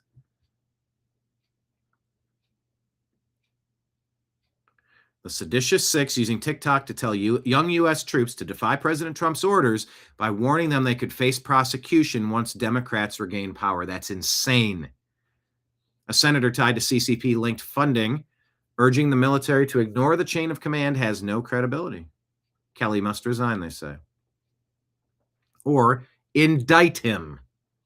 Brianna Morello here says Senator Rand Paul's office redacted an email from DOJ official Kenneth Quarter that shows him ordering the arrest of an innocent Trump supporter. Quarter had no evidence to go after Christine Crowder, but he still had her placed in a J6 prosecution queue. Quarter is still employed by the DOJ, according to his LinkedIn. Why is Rand Paul's office protecting this man? Why haven't they called for Quarter's firing? I reached out to Senator Paul's office for comment, but they did not respond, says Brianna Morello.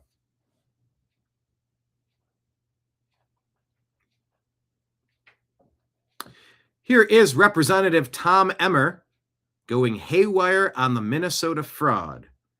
Please stop calling it Minnesota fraud. It's Democrat mafia fraud, Democrat cartel fraud. Call them the Democrat cartel. I think that has the appropriate ring to it. I know they're focused on Minneapolis, but this is everywhere USA. Ask Springfield, Ohio, why they dumped 30,000 Haitians into their community. They never asked for that, voted for that, wanted that. There's no efforts for assimilation. You don't have to go into long, tedious processes to prove that you're going to stay out of trouble, not go digging into the public coffers for free money. You're not going to try to change the customs. You're going to learn the language of the land and be a net asset. Springfield, Ohio didn't ask for that. The Democrats are pushing that stuff, and there's plenty of rhinos, perhaps like Mike DeWine, participating as well. So anyway, they're focused on Minnesota, but it's nationwide. $9 billion in fraud. How did this happen? $9 billion in fraud. $9 billion in fraud. How did this happen? And where the hell has the Twin Cities media been? The Star Tribune is complicit. They have had this story for years, if you just heard, and they've refused to report anything on it. In fact, they continue to try and cover up. Our Minnesota Republican colleagues have demanded answers and accountability for years, but have seen nothing from Walz, his administration, our Democrat colleagues like Tina Smith, Amy Klobuchar, Ilhan Omar, and Angie Craig, or the worthless Star Tribune. Thank God for President Donald J. Trump for finally bringing attention to this issue. Representative Rarick, I'm going to begin 9. Rarick, I'm going to begin 9. Rarick, I'm going to begin 9. Rarick, I'm going to begin. Okay. They're complicit. They've had this story for years, as you just heard, and they refuse to report on it. Continuing to cover it up. I believe this is a different quote here from Tom Emmer. Take a listen. Working on this issue for years. You've spoken to the whistleblowers personally. Is that correct? That is correct. You have an understanding that 1,000 whistleblowers running an account on X have come forward to expose fraud in Minnesota state agencies, and they have been entirely ignored by Tim Walz and have even been retaliated against. Is that accurate? That is correct. Even this morning, I got another message. Well, in your experience, are their claims credible or are they politically motivated against Walz? They are completely credible, not politically motivated. In fact, many of these are Walz administration employees, correct? They are actually Democrats as well. Can you quickly give us one example of the retaliation these folks have been facing? Yes, I can.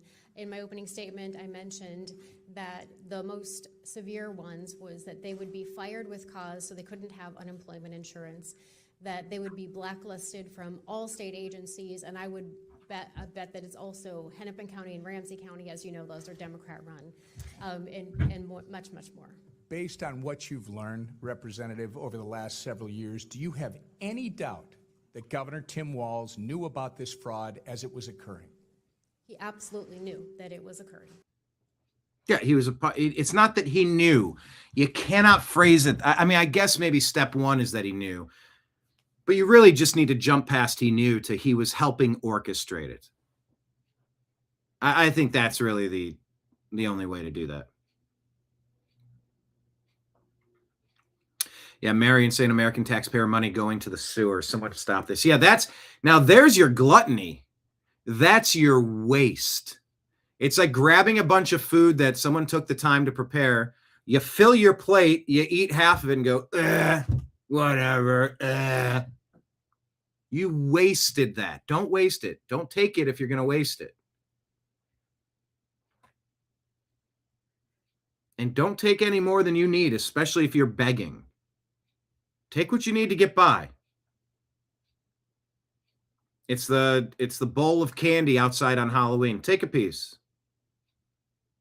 Leave the rest for the other kids. And you've seen parents come up and dump it all in and steal it all, so none of the other kids get any. Lake Leon says California fraud is 100 times worse. Please, let's bring it.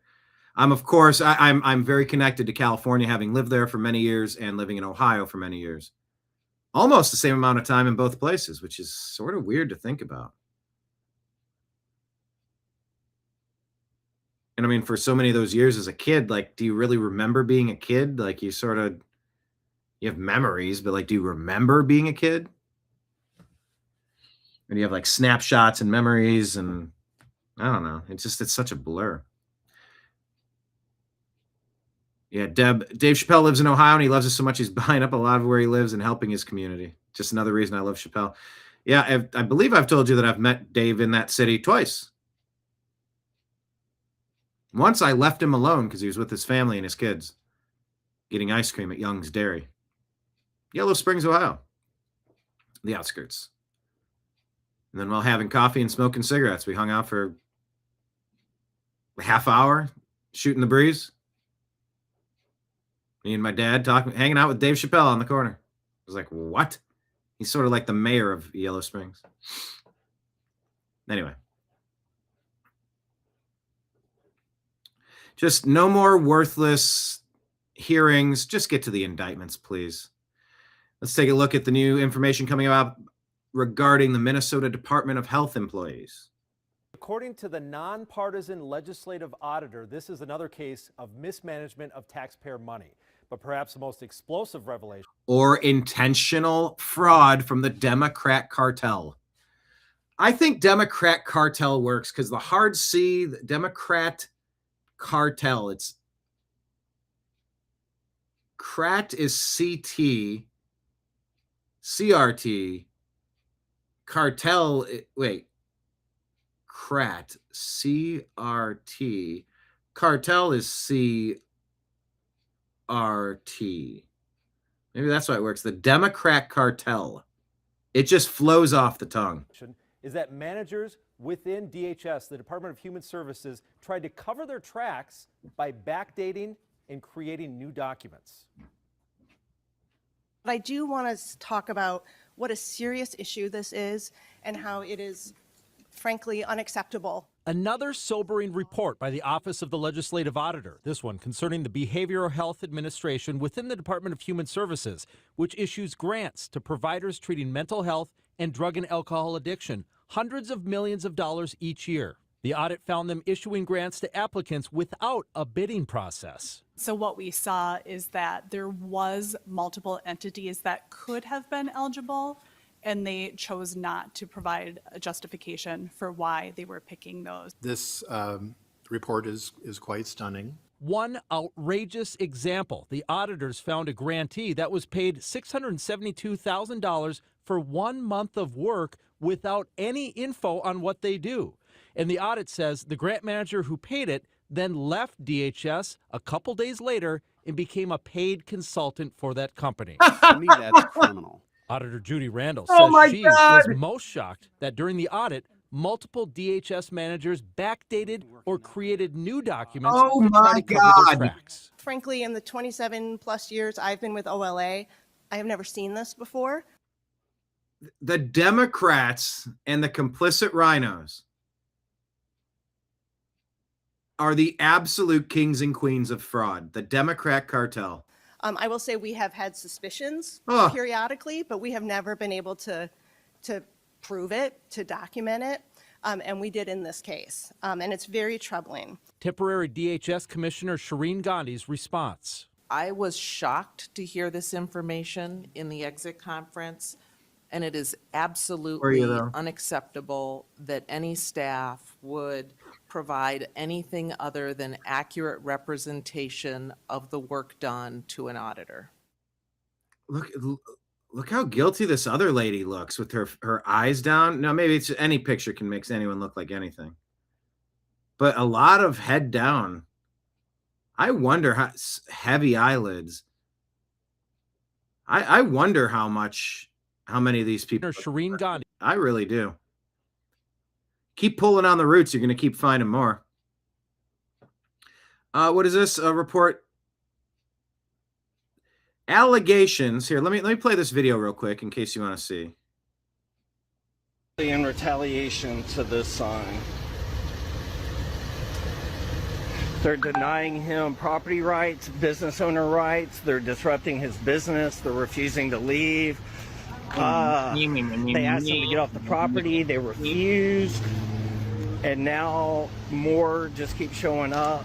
They're surrounding everybody. And MPD even went into this business to try to get them to deny us access to their parking lot, you know?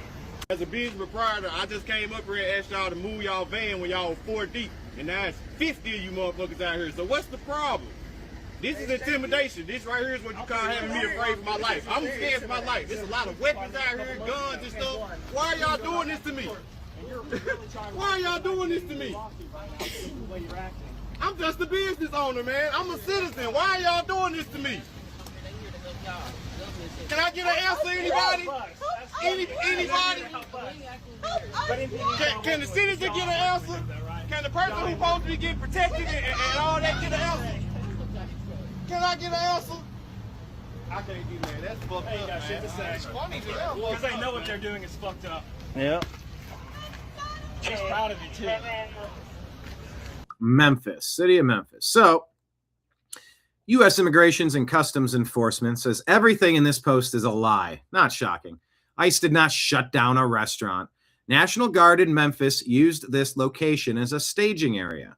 When crowds started to gather, MPD was called as protective measures. ICE was embedded with MPD. No enforcement actions were taken and no one attempted to enter the shop. Stop lying for clicks. There you go.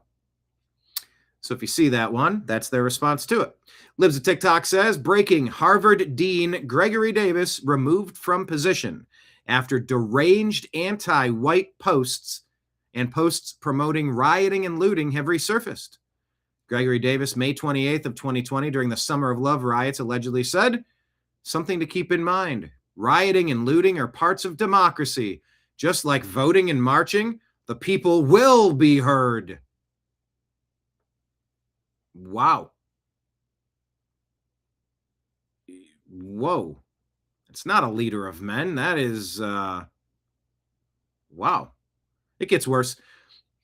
Gregory Davis, JD, PhD, at Smarty Greg, not so smarty, says on August 4th of 2019, it's almost like whiteness is a self-destructive ideology that annihilates everyone around it by design. Wow. Wah, wah. Congratulations, Gregory Davis.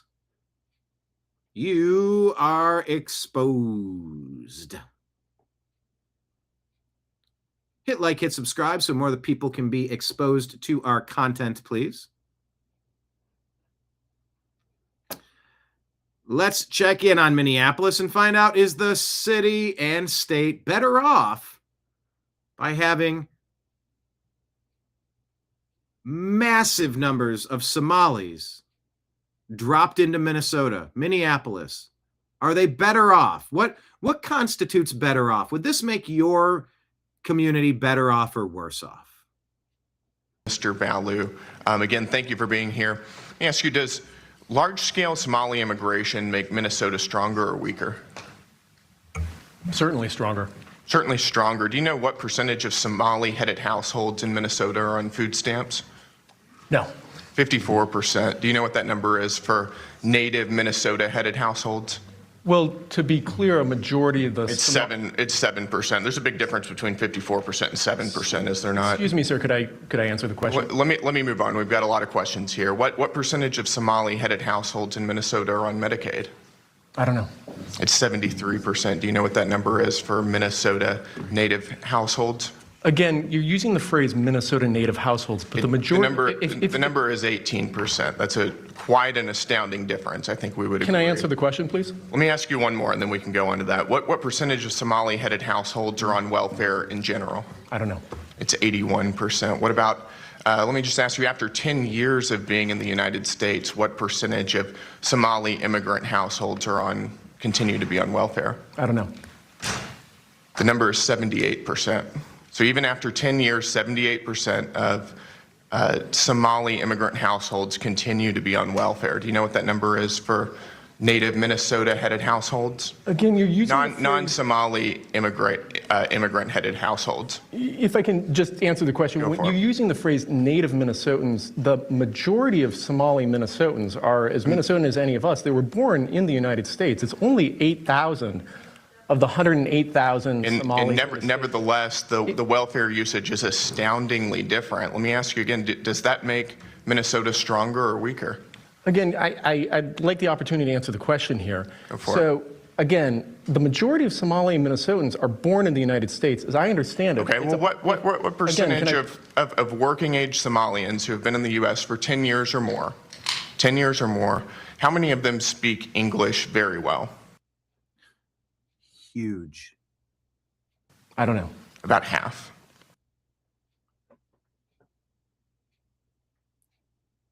That is not assimilating into the country. That is not becoming a part of the country. That's becoming an enclave within a part of the country. That does not make America strong. That weakens America immensely. The answer is about half. That seems pretty low, doesn't it? Again, it does seem pretty low because it is.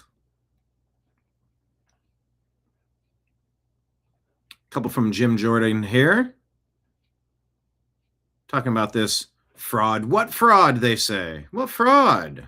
And I have been yelled at by Democrats over and over again throughout our time. Honorary Rarick. What's her name? Okay, it just says Rarick. Okay. Here, let's full screen. There's no fraud. This is just made up. And I have been yelled at by Democrats over and over again throughout our time there to say that there is no fraud. This is just made up. Yeah, this is the template. You see this all the time. The left will tell a lie. We're feeding kids when they're not, when they're just shaking down the taxpayer. The left will tell a lie. The media will report the lie or not report when the truth comes out. And then when you tell the truth, they call you a racist. It's as old as time. We see it all the time. This is so wrong. God bless you all for coming forward and getting the facts to the people in Minnesota and more importantly to the people of this great country. Yeah, it's the time-tested strategy of the Democrat Party. It's really all they've got. Call names. Thankfully, it doesn't work anymore.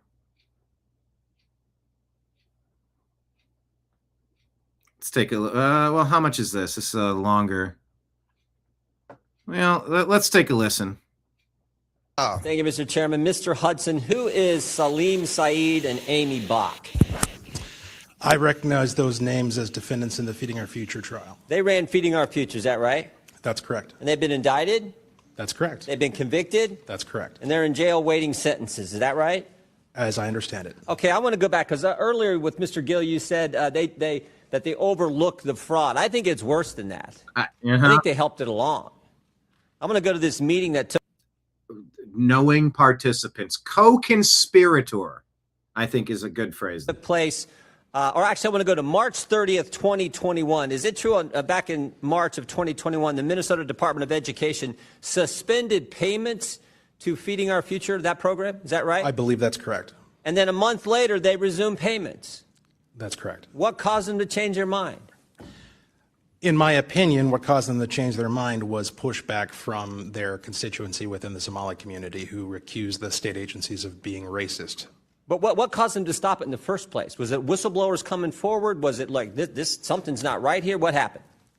Apologize for the misunderstanding. The reason they stopped the funds in the first place is because they had credible allegations that there was fraud taking place. From whistleblowers and others. Correct. And just they're doing their job looking, this doesn't make sense. We got all these programs, no one's getting fed, and yet money's going out the door like crazy. So they suspended it. And then they started it back up, right? Was there any threat of a lawsuit from the Somali community and folks affiliated with Feeding Our Future?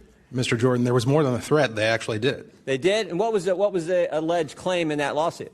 That they were victims of racial discrimination. Oh, they played the race card, huh? All this fraud going on, money going out, and they played the race card. Now, when I talked about not just overlooking it, there was a meeting that took place between the Attorney General and affiliates of Feeding Our Future. Is that right? That is correct. And what happened at that meeting? Do we know? Yeah, we do, because we have it on tape. There was an audio recording made at that meeting that was entered into evidence in the Feeding Our Future trial, and it was later revealed through work from Center of the American Experiment, the full recording. And my observations of what took place in that meeting was that Attorney General Keith Ellison was focused on one thing and one thing only, and that was keeping these folks in business. There were no questions that he asked of these folks about how the kids are doing, the operation, how they're getting fed, who's being helped. Instead, the focus was entirely on ensuring that the money continues to flow. And I'll add that yeah, and you can add, but this isn't just Minnesota. I was in the Bronx and people were so angry. They said, these illegal aliens have showed up in the Bronx. They're taking all this money. They have unlimited, they call them magic credit cards. They never run out of money. They're debit cards that never run out of cash. Who in hell is funding this? They weren't invited by the people of the Bronx. The Democrat cartel. he went so far as to say that he was going to fight these people in reference to the state agencies. The state agencies are his client. Yeah, and when you said money's going to flow, did money flow to Mr. Ellison's campaign a couple weeks later from some of the folks who were in that meeting? Sure did. How much, do we know how much that was? I do not have that number. So it wasn't just overlooking the fraud. No. They were actively trying to make sure this program continued, and then they benefited from that politically with contribution to their campaign, all in this same year, all in 2021, when this was all coming to a head. Is that accurate? That is my understanding. And this fraud is much bigger than this, because as I look, it's like 6 different federal agencies. Department of Homeland Security, Health and Human Services, Small Business Association, Housing, Urban Development, Department of Labor, Department of Agriculture, in this program and a bunch of others. They were shaking down the entire federal government, it looked like. 6 different federal agencies. I think you pointed out, over the last 15 years? That's correct. And not only are the administration, the Democrat administration, overlooking it, they're helping it along. They're assisting it. They're going after whistleblowers, as your colleague pointed out. And they're benefiting from all this politically with contribution to their campaign, not to mention the voting issue that you referenced earlier as well. Is that all accurate? I believe so. Oh, now there's more than 6 agencies involved. There's 6 federal agencies that got shaken down, but there's 2 other agencies involved now, the FBI and the DOJ. Right? How many people have been indicted now? I do not have that number in How many people have been indicted? Is it 0? front of me, but it's significant. And Oh, okay. I mean, they have, he said significant. I think that was the 80 to 100 number. It's just nationwide. This isn't just one city. This is everywhere. I don't know how long y'all been in the legislature. We appreciate your work, appreciate what you do. But have you ever seen anything like this in your time in the I've never seen anything like this in an AT. Miss Robbins, you're unprecedented, except it's been happening under your nose for a very long time while they're stealing our country.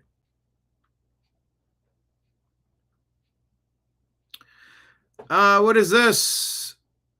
Well, Idaho governor race has added a person. Who is this person? It's a solid red state, but it's been infiltrated lately. Here's a trans socialist running for governor. You potatoes better get it under control, says Chad Prather. I'm Maxine Duran, and I'm running for governor of Idaho in 2026 as an independent socialist candidate.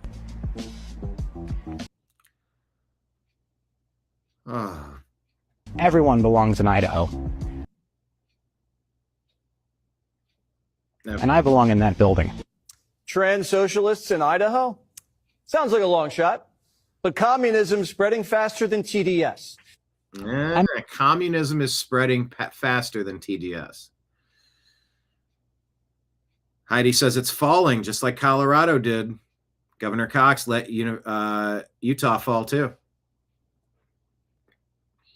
All right, here's a story we wanted to get to. Right Angle News Network showing us here. U.S. forces boarded and are attempting to, this is old news because they did, seizing a renamed Venezuelan oil tanker flying Russian flags. We've sort of been covering this story for a while. There's been a couple of these. What are they calling them? They call them zombie shadow fleet. Different names, but here, let's take it.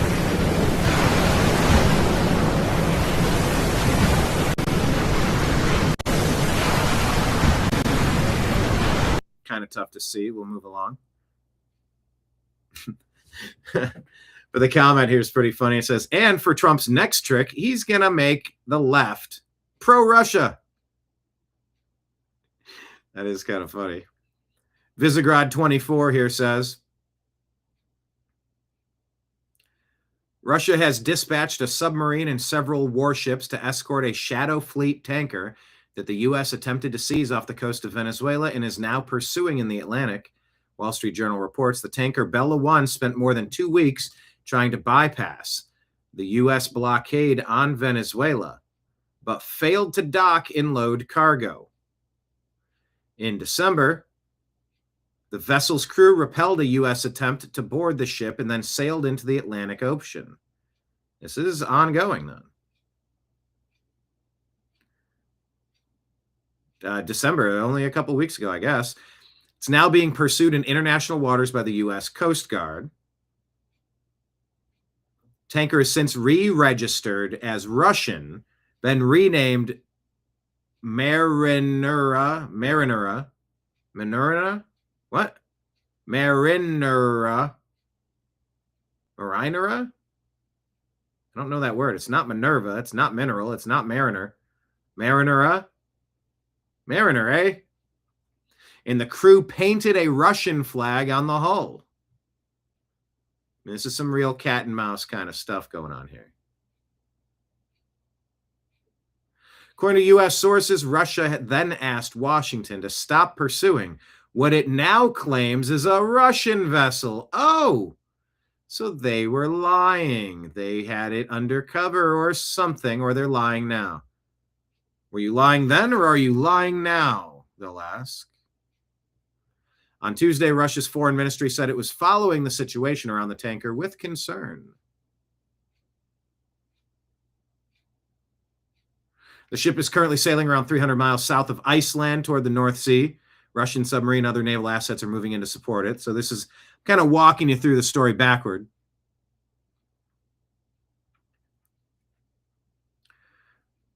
Because now it has been. Digital Gal shares you this. Special forces working with the U.S. Coast Guard successfully board the Russian-flagged, Iranian-linked oil tanker, Marinera, in the North Atlantic, Reuters reports. No volume here.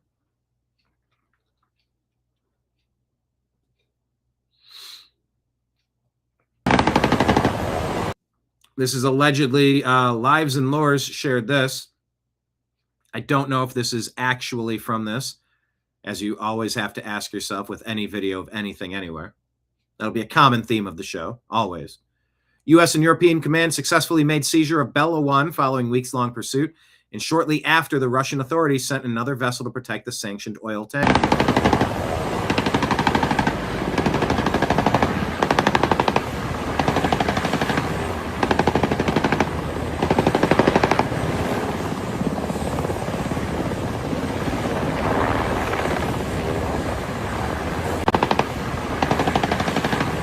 I don't know if that's gunfire. Starting.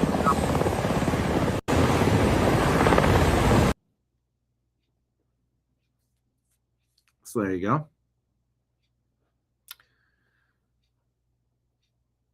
Keep your eyes peeled on that. David Vance shows us allegedly Tehran flooded with protesters wanting to end the mullah regime. BBC eyes are firmly shut. Shame on them. Well, that's BBC for you.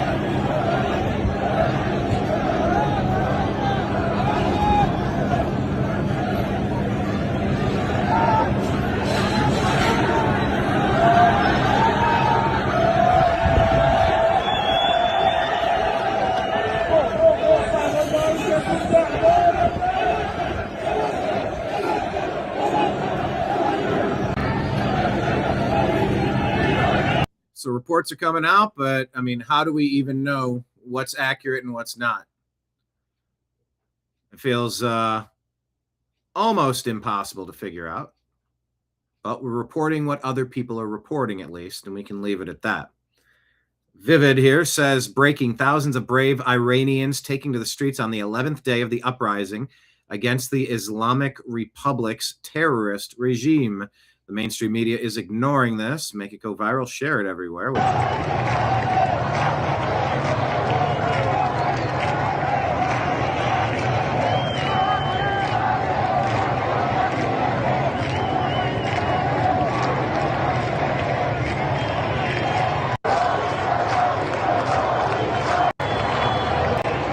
So who knows? But that is maybe something that's happening on the Iranian stage. Keep your eyes peeled. Maybe this is the guy I was referencing earlier. CBS Evening News with some guy.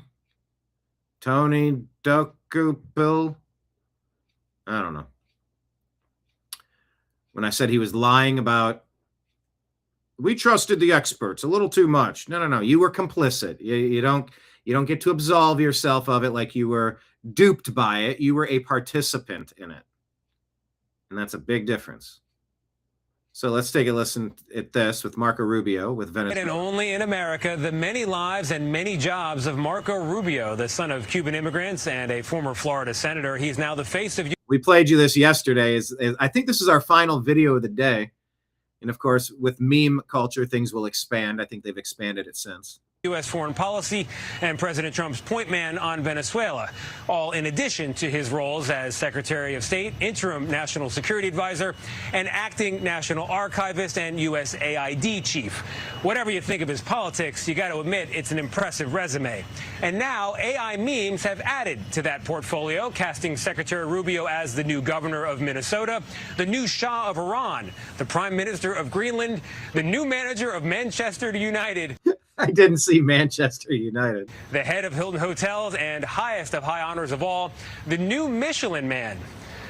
I think that someone should put him as the Cleveland Browns head coach. That's the meme I need. Now, back in real life, of course, these memes may not add up to much, but for Rubio's hometown fans, which are many around here in Miami, it is a sign of how Florida, once an American punchline, has become a leader on the world stage.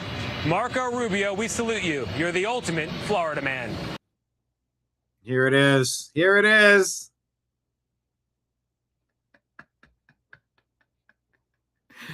Breaking: Marco Rubio has become the new head coach of the Cleveland Browns.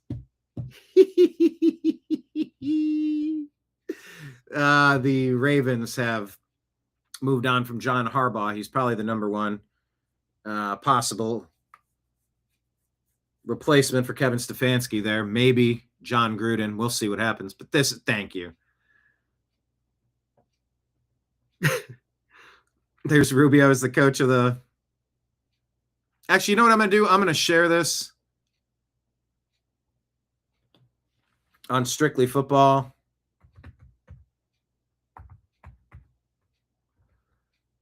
I'm going to tag Seahawk Boy. I'll tag Mike Berra. I'll tag Ezrael. Because we covered this on yesterday's episode of Strictly Football. Please check it out.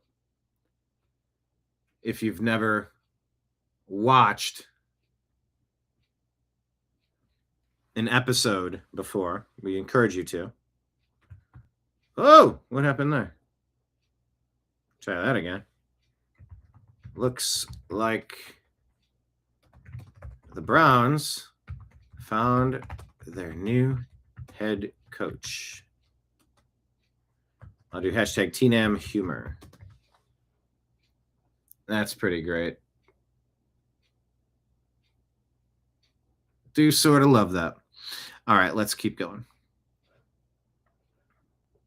Yeah, my segment was better. His has 1 million views for some reason. All right. Maduro.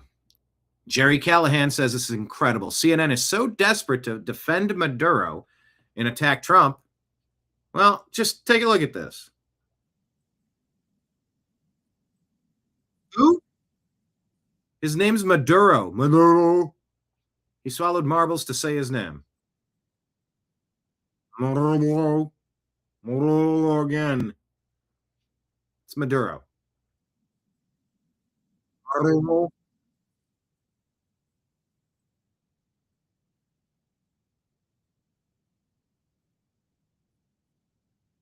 Yeah, let's learn about it.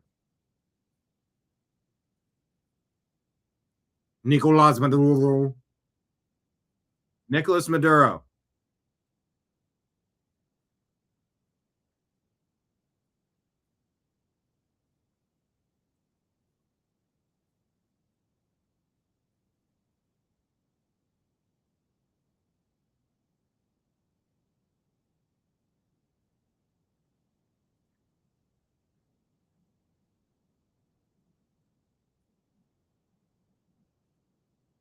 Guatemala.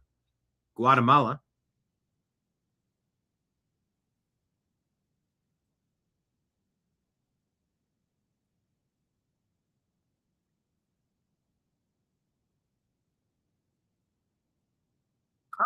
Oh. Sorry. You're not really seeing this story, are you? Because I needed to click over and share it back. Doggone it. Point being, Jerry Callahan says it's incredible. CNN so desperate to defend Maduro and attack Trump. Well, I guess you weren't even understanding why I kept saying Maduro, because he announces things like this. The U.S. is alleging that Maduro again is... Maduro again. The U.S. is alleging that Maduro again is...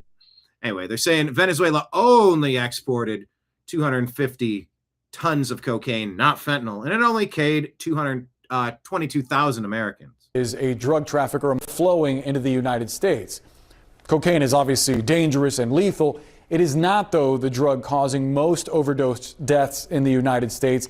That dubious distinction belongs, of course, to fentanyl. In 2024, the CDC says that drug killed more than 48,000 people here in the United States, more than half the total number of overdose deaths nationwide that year. Cocaine accounted for just about 22,000 deaths. And despite nice efforts to minimize just 22,000 deaths on top of the other cocaine that's laced with fentanyl. Like, good job, Steve. Claims by the Trump administration that Maduro's capture will impede the flow of fentanyl. The DA's own assessment for 2025 doesn't even list Venezuela as a foreign illicit drug actor. Instead, it cites trafficking from Mexico, China, Colombia, and India as well. Fentanyl is almost entirely produced in Mexico using chemicals that come from China, according to U.S. authorities. How all this shakes out in the courtroom? We'll see what evidence the U.S. presents.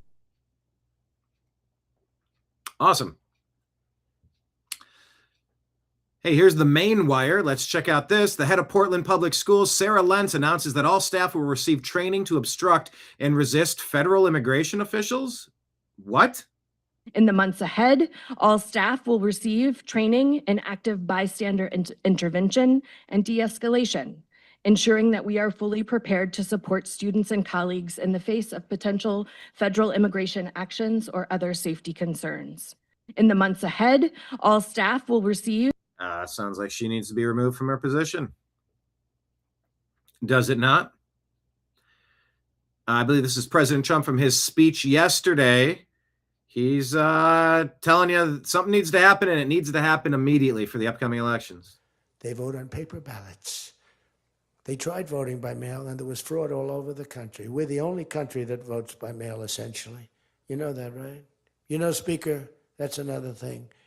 We're the only country that's stupid enough to vote by mail. Even Jimmy Carter's commission said don't do it. But just to finish so that you won't say he wanders. He wanders. Yes, he's got a weave. He's got a bit of a weave. They call it a wide weave, sir. It's quite a weave. But yeah, we can't do this by mail. Do it in person. Show an ID to prove who you are. At all costs, we need mail. We need in-person, same-day paper ballots on watermarked or numbered ballots. America is stolen without this. It's not complicated. MJ Truth Ultra shares this and says, here is Austria's NATO committee chairman, Fellinger, threatening President Trump. Take a listen. If you take it, we take every single base of the Americans from Aviano to Ramstein, from Romania to all the other military bases will be confiscated and you will lose it. And the whole position of American power since World War II, if you take Greenland, you have to leave. It's very simple, Mrs. Miller. This is the leverage we have. You need the spaces for global power protection. You won't have it. And we can defend ourselves very well, and we will do that without the US nuclear shield, without the US troops in Europe, without the American bases. We will simply run these bases ourselves, and we run your boys home into Chicago and Ohio. And goodbye. If you go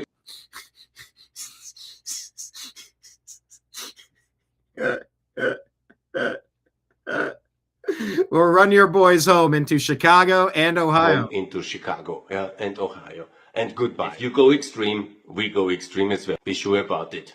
If you take it, we take. That's funny. He can shove it up his lederhosen, says MJ Truth Ultra. To Chicago and Ohio. Okay.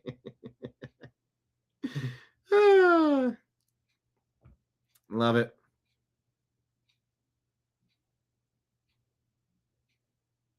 Love it, love it, love it, love it, love it. All right, let's keep going.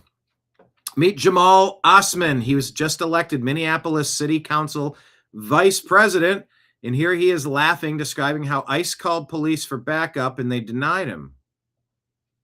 nimankii ICE ahaa waxay soo waceen 911 waxay dhaheen waa nala dilay ama I don't know saa ereyga u dhigo Soomaaliga laakiin. All right, it's going to be in half Somali, half English. Laughing, describing how ICE called police for backup as they were being attacked in Minnesota, and police hung up on them. He's laughing about that. He also affirms police will not cooperate with ICE.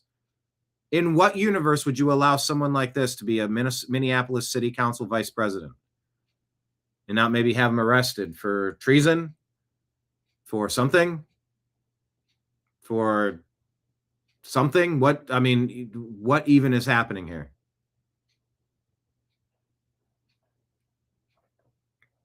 American AF says, Cuban President Miguel Diaz-Canel says, Cuba is ready for war against America.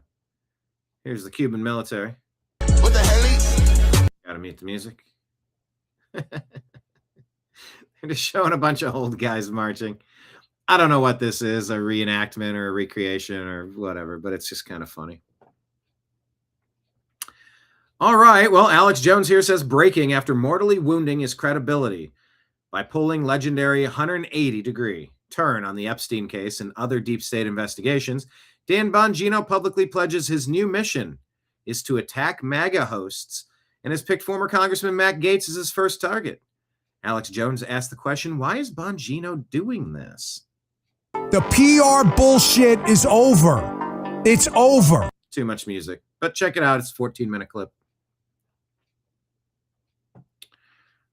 Lots of war talk. So here's a fat liberal man, according to Stand Up for Elon Musk, saying he's ready to go to war against conservatives and the U.S. military. You do realize that if an American president uses the American military on American citizens on American soil. It sounds like you're talking about the Insurrection Act, which is what the Supreme Court just ruled is coming because blue cities have blocked the National Guard. Is that what you're talking about? He's declaring war on the American people. As much as you want to articulate that point. That's not exactly what that means, especially during a time of insurrection when America's been overthrown by Democrat cartel members. You understand that, right? No, we don't. But that's nice performative finger movement there. And if Trump does that... Are those ladies' glasses? Those are ladies' glasses. If Trump uses the American military on American citizens on American soil... During a time of insurrection... The Supreme Court just ruled on this a couple weeks ago, right? The ruling opened the door to the Insurrection Act being used. Isn't that, on this 5th anniversary of January 6th, isn't that what the 600,000 people who went to Washington, D.C., what they were saying? Said, you overthrew our country. You're going to stage a coup and just kick our president out? He won this in a landslide. That's an insurrection. 5 years ago, Americans were saying, hold on, you've stolen our country. That wouldn't be a war on America if it's a war on the insurrectionist deep state, would it? The American people will fight back against him. We'll have no choice but to fight back against him. You understand that, right? You do. This guy seems mentally ill. He's got the crazy eyes and the overconfident, slow nature about him. John Rocker, the Hilton in Columbus, Ohio, just cut us off after a couple drinks amongst a bunch of people. I was forced to pay my bill and we cashed out. They said, we know exactly who you are. So Hilton Hotels nationwide support the woke mob. Tagging Nick Sorter. Natalie F. Daniels-Shun says, just a reminder that 5 years ago today, Twitter banned President Trump. If not for Elon Musk buying Twitter and turning it into X, who knows if Trump would have even won the election? Elon gave Trump back his speech even before he was reelected. Elon says true.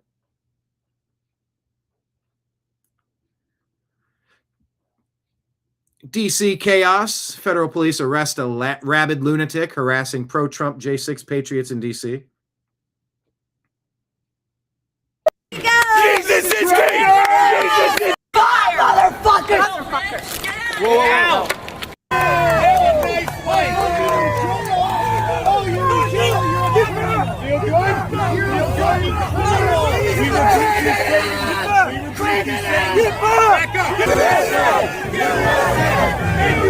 Jesus is king!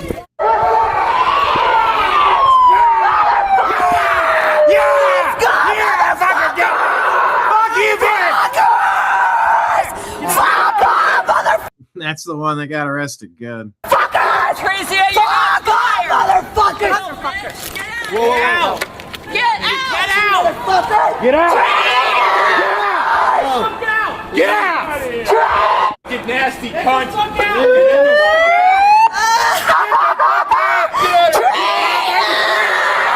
Fuck you! I don't know. Kind of missing some context. People are silly. Democrats posted this thinking it makes them look cool. This is from the Trump war room? Is this real? Some song that keeps saying you do. Who needs a Democratic governor? Look at all these dopes. You do, you do, you do. No, you need the opposite of it. Look at these dorks. They're objectively dorks. Look at how cringy this is. Who needs a Democrat governor? You do. No, you do not. Check the hard drives of these people, by the way. Wow. Little Red Riding Waltz. Why? Yeah, but that is the lamest thing I've ever heard. Hey, here you go. Look, here's that video I shared about the Bella 1 tanker in the Atlantic Ocean. I added context here. U.S. military training exercise involving fast roping from helicopters, not the seizure of Bella 1 tanker. U.S. forces boarded and seized the Russian flag vessel in North Atlantic for sanctions violations using Coast Guard and helicopter support. I will rate that as helpful. And that was my suggestion, right? Easy to understand, addressing the post-claim, important context. I mean, yeah, I mean, that's a visual of what it could have looked like, but that's not actually what it was. Elon tells us what the Democrat cartel has been doing to change America over the last 3 years. I mean, you're seeing like basically increases. This is from the government website, by the way, which is run by Democrats. So like you're seeing like in some cases like 700% increases in the past 3.5 years in illegals in swing states. What a coincidence. And when you're talking about elections that are won or lost by 10 or 20,000 votes, and then you bring in 200,000 people, and then you put them on the fast track to citizenship. This is without considering any cheating. This is legalized. That if that happens over the next 4 years, there will be no swing states. They're importing voters. That is I think that's obvious to anyone who looks, and we will have a situation like we have in California, where it's a one-party state. California is a supermajority Dem state, and so it's one-party rule. And if you have one-party rule, that's not a democracy.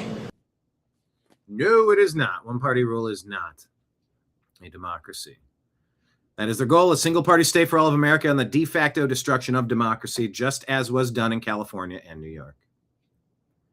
Matt Van Swole shares high-resolution video footage of the protesters in Charlotte, North Carolina, marching against the Trump admin actions in Venezuela. What do you notice about the protesters? I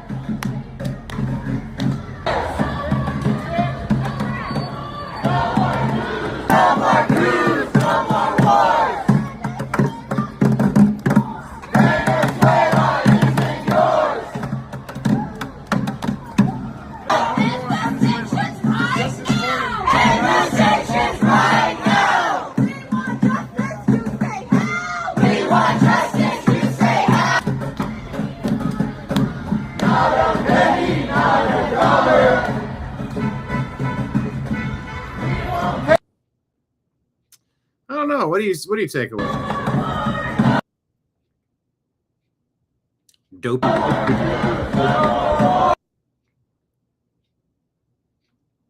Hey, let's check in on CNN. Pentagon targets Senator Kelly's military retirement pay as punishment over illegal orders video. So, going on in Venezuela, see, the stuff you say has repercussions, ramifications.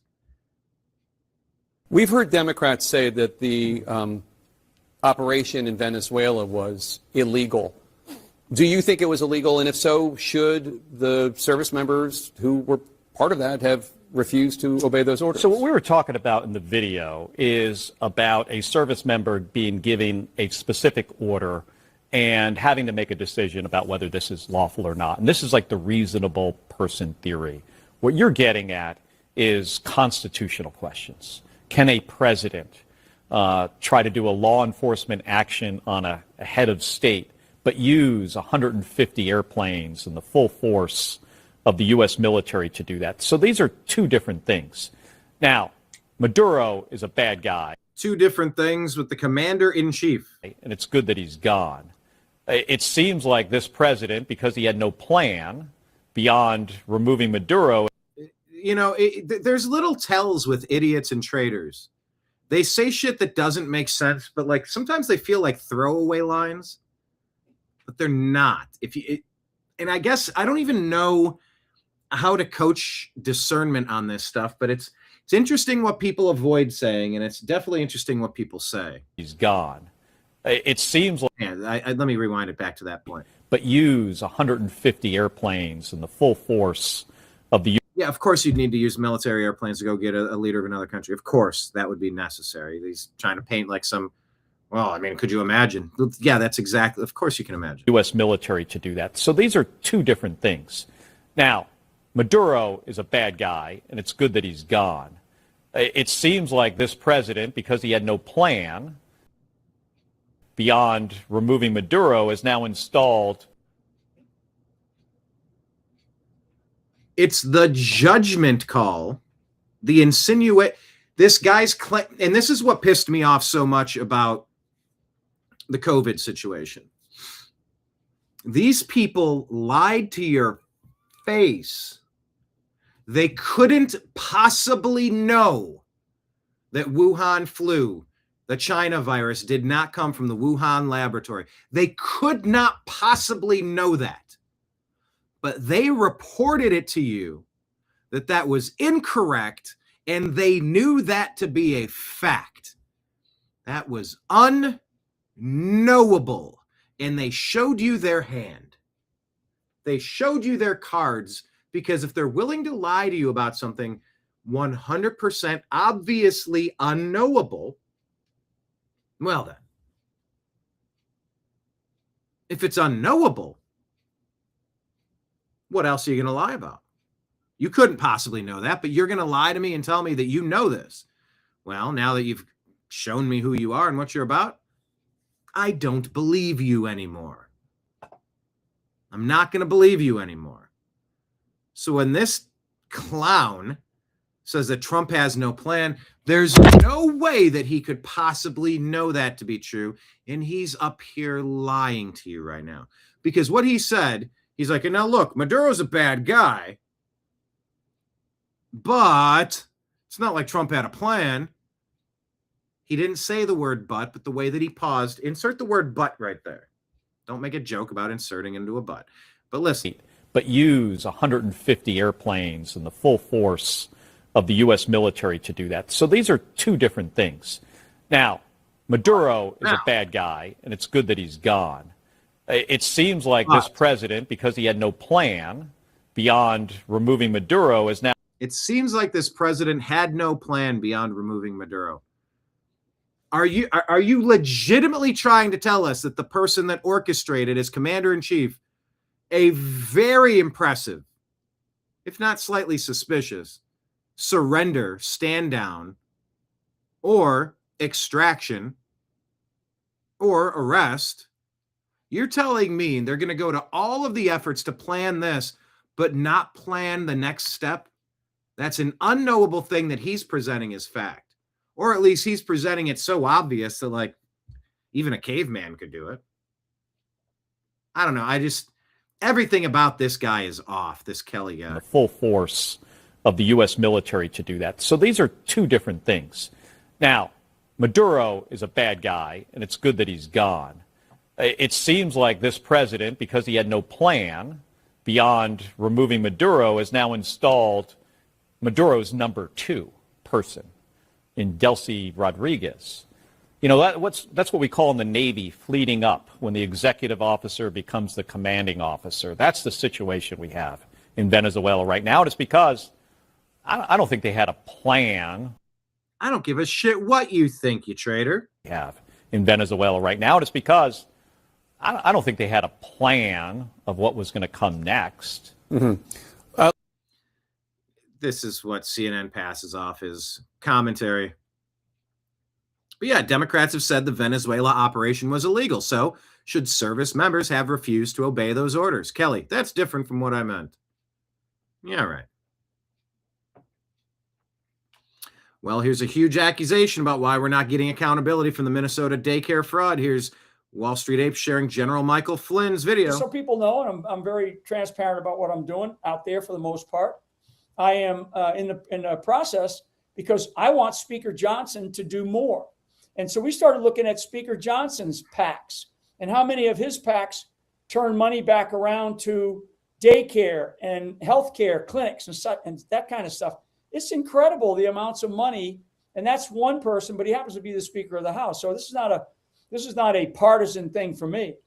Just so people know, and I'm very transparent about what I'm doing out there for the. All right, let's keep your eyes peeled.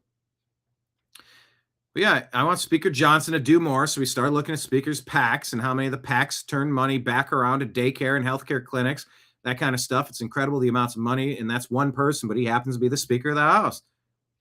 All right. Hey, remember Schoolhouse Rock? 53 years ago that debuted. Have you ever seen this? How's that function? I got 3 favorite cars that. This is the band playing it.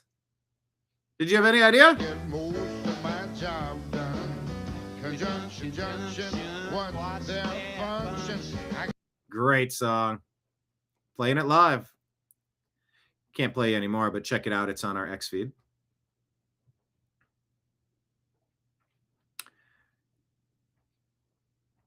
In a jaw-dropping announcement, President Trump disclosed that George Soros and Reid Hoffman are funding Antifa and the left-wing violence against ICE. Trump vows to launch a RICO investigation into George Soros. Trump stated they're going to have some problems. According to Stand Up for Trump, Elon shared this and says, yes. Of course, check out yesterday's program, Can Tim Waltz Away from the Fraud Indictment? Hilton Hotels demand Bud Light treatment over ICE? ? This is a really interesting AI here. Benny Johnson calls it cinema. Who needs Hollywood anymore?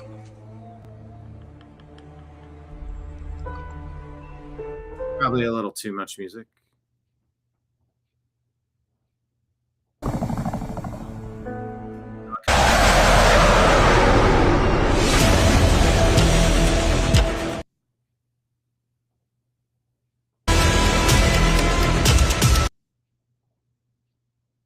Gotta mute it. Anyway, watch it. I can't show it to you. Keir Starmer, Emmanuel Macron sign a military deal with Vladimir Zelensky in Paris while waving rainbow flags? What is even happening?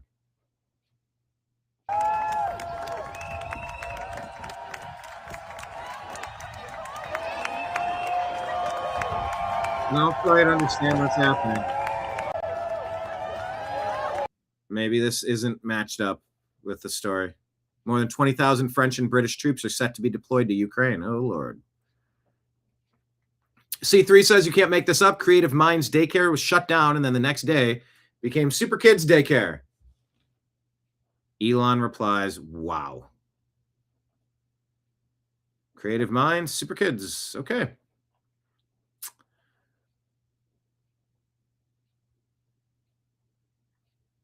More Mamdani news. In 2016, Mamdani's director of appointments wrote, quote, "It's important that white people feel defeated." End quote. In 2018, his housing advisor wrote, "Impoverish the white middle class." To make impoverished. Mamdani's own platform called for raising taxes on richer and whiter neighborhoods. It's important that white people feel defeated. Impoverish the white middle class. Homeownership is racist, C.O. Weaver. Shift the tax burden from overtaxed homeowners in the outer boroughs. Right. They're overtaxed, but the other group, if they're richer and whiter, you got to tax the hell out of them. Racist communists, people. Racist communists. Super Happy Fun Time Learning Center. Rubber Baby Buggy Bumper Babysitting Service. What's that from? Type it in the comments.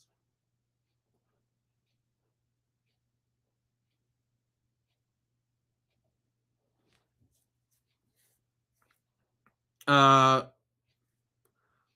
was the story I had pulled up? Oh, this just jumped to a very different spot.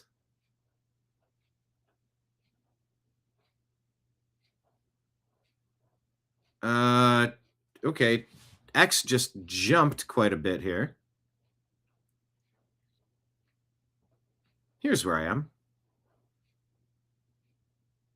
By the way, hit like, hit subscribe. We're on the final stretch here. We're going to do some J6 talk and then wrap up today's program. Make sure you hit like, hit subscribe. Consider throwing something into the Rumble rant or super chat. As I mentioned, a $5 Rumble rant will activate our ability to make a transfer on Rumble. So please consider a Rumble rant as well as super chats out there. All right. Yeah, GameStop. I don't know. GameStop was trending. I didn't know why. But then it showed me this, and I thought it was cool because I'm a bit of a collector of games myself. It's part of the charm at closing, doing the Tucker. Actually, maybe I have something from Tucker on here. I hope I do. I think I do. Doing a quick scan. Oh, I thought I shared it. Maybe I didn't. Let me see what I can do. Anyway, just kind of interesting. GameStop collector built a GameStop in his basement, stating he's always been drawn to both the media form itself and the spaces associated. I mean, that's a cool use of a basement. Turn it into a shop. I mean, it is super cool. I don't know. There's something super nostalgic about it. Anyway, the White House here says thousands of Americans paid the price for failures they didn't create. President Trump delivered pardons and Pelosi admitted responsibility, but the media lied. Now see the real story on January 6th. This is what they shared. Full screen.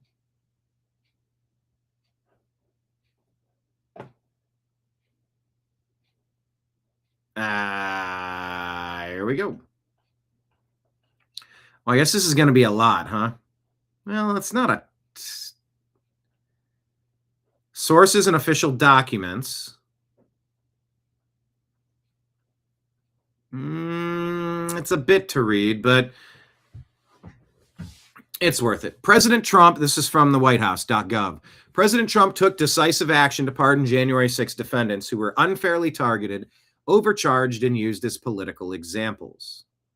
I think I can side by side this. Maybe not.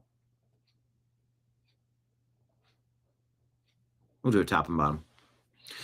They were not protected by the leaders who failed them, and they were punished to cover incompetence. On his first day back in office, January 20, 2025, and I was there at the D.C. Gulag, President Trump issued sweeping blanket pardons and commutations for nearly 1,600 patriotic Americans prosecuted for their presence at the Capitol, many mere trespassers or peaceful protesters, treated as insurrectionists by a weaponized Biden Department of Justice.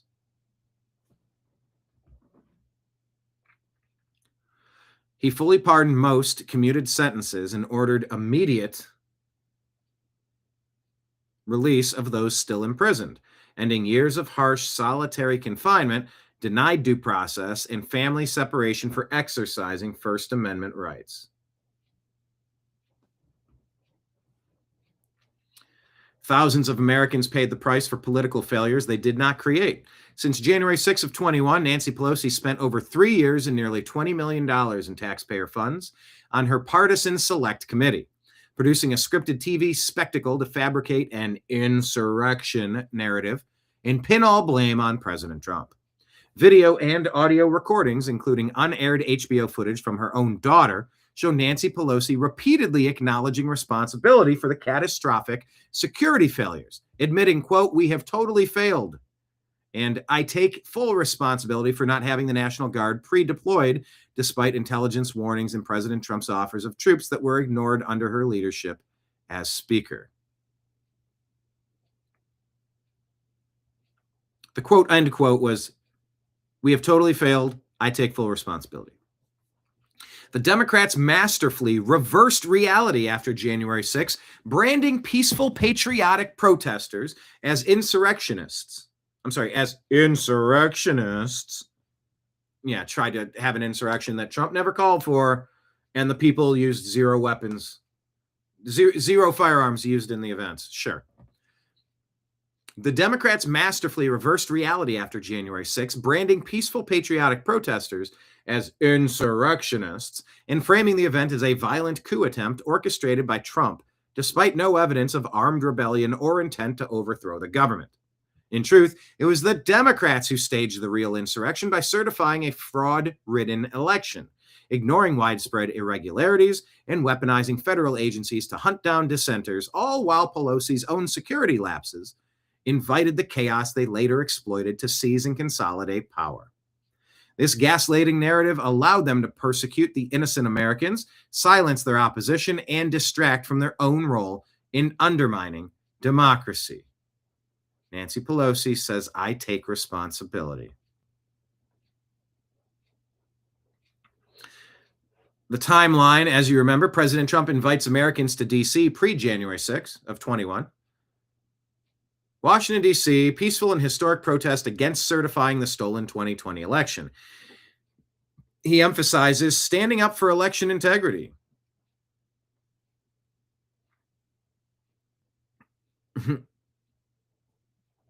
Yeah, Marion says, you mean the media lied to us? What? Let me put this on the screen again. For countervailing views on health and elections, go to cdc.gov, who.int, and cisa.gov/rumor control, because they still might try to silence me for talking about this. They made it toxic to even talk about, silencing us from our revenue on YouTube, which is why we're crowdfunded now. So consider helping your boy. The timeline continues here. So he calls for peaceful demonstration. Hundreds of thousands respond for the call for support. During the Save America rally, President Trump delivers a powerful speech. At the Ellipse, President Trump speaks to hundreds of thousands of supporters, detailing evidence of election fraud and urging the crowd to march to the Capitol to peacefully and patriotically make their voices heard. He stresses the need to fight for the country through strength and determination, explicitly calling for peaceful protests, and the crowd responds with massive enthusiasm. From noon to 1:15. We were there. We marched down there too.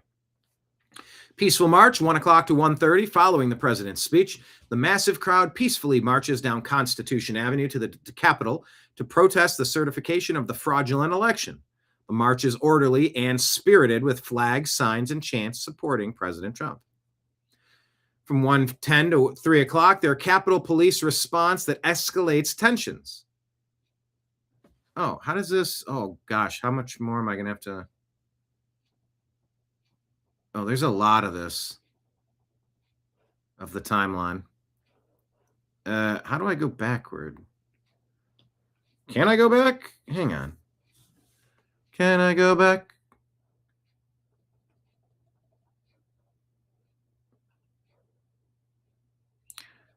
This is not a good page with this cover here, because then you scroll and then it covers up the control panel at the one spot where you'd be looking at it for.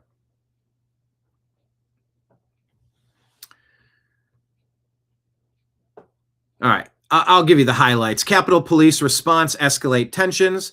They're Capitol Police aggressively fire tear gas, flashbangs, rubber munitions into crowds of peaceful protesters, injuring many and deliberately escalating tensions. Video evidence shows officers inexplicably removing barricades, opening Capitol doors, and even waving attendees inside the building, actions that facilitated the entry, while simultaneously deploying violent force against others.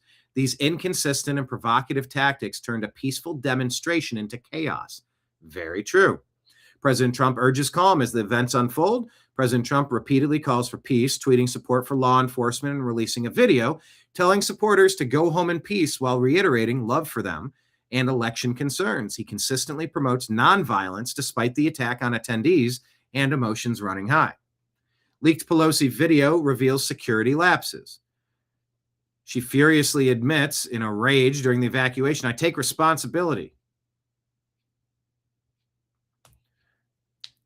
for the catastrophic failure to pre-position National Guard troops despite President Trump's prior authorization and offers of 10,000 troops that were rejected. Pelosi repeatedly demands to know why security was so inadequate on her watch, exposing the deliberate refusal to accept offered protection and the ignored or delayed requests for enforcements. Watch Pelosi footage. We have responsibility, Terry. We did not have any accountability for what was going on there, and we should have. She's wearing a mask for no good reason. This is ridiculous. You're going to ask me in the middle of the thing when they've already breached the inaugural stuff When they've already breached the inauguration stuff, should we call the Capitol Police? I mean, the National Guard? She is all over the place. Like, she's not really making sense. She seems incoherent. She's been accused of being a lifelong drunk. I don't know if she is or not. I don't know if she is or not here, but she's all over the place in this little video clip. Why weren't the National Guard there to begin with? They thought that they had sufficient resources. That is not a question of how they have, but they don't. And she's not even finishing sentences. Like, she appears to be inebriated in some regard. They thought that they had sufficient resources. That is not a question of how they have, but they don't. No, it's not a question of. She's just not even saying words. Part of it is because she's muffled by the face diaper, and then the other part is because she's often rambling and incoherent. They thought that they had sufficient resources. That is not a question of how they have, but they don't know. They clearly didn't know, and I take responsibility for not having them just prepare for more. Yeah, you were told to prepare for more because obviously you should have done that. Unless you needed the distraction, you needed it so that you could ram through and certify an election where President Trump was up hundreds of thousands of votes in every major swing state. And then 4 or 5 or 6 swing states magically paused. Just magically paused until you could find as many hundreds of thousands of votes you needed to claim victory. And with the lying legacy media pushing that narrative, and no court case saying that anyone had standing to challenge any of the ridiculous things that were being pointed out all across the country in these swing cities, swing states. Well, you didn't want to have the debate. Here's the story of January 6th.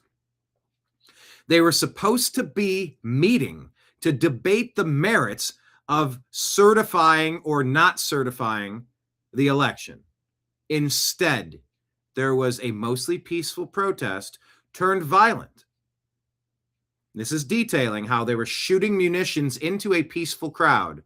And then you're removing closed doors and locked doors to usher people in so that you can make an example out of them and claim it's an insurrection for picking up a lectern and moving it from here to there, for sitting behind your desk and taking selfies.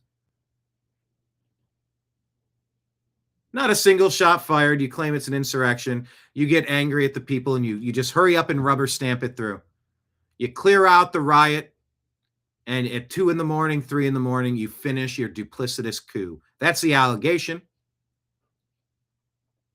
That is exactly the allegation here. For countervailing views, go to cisa.gov/rumor control.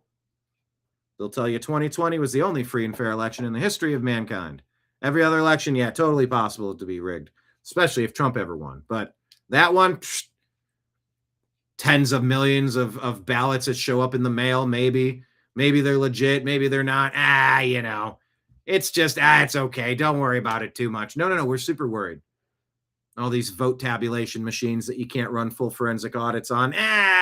It's totally fine. Nothing to see there. Totally legitimate. Biden's the guy, most popular president of all time, obviously. Joe Biden, move along. That was their plan. Their plan all along.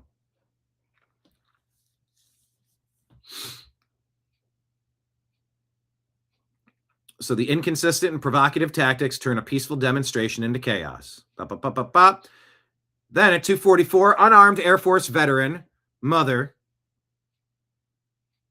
white woman, mother, veteran, unarmed white veteran, mother, shot in cold blood by a black man.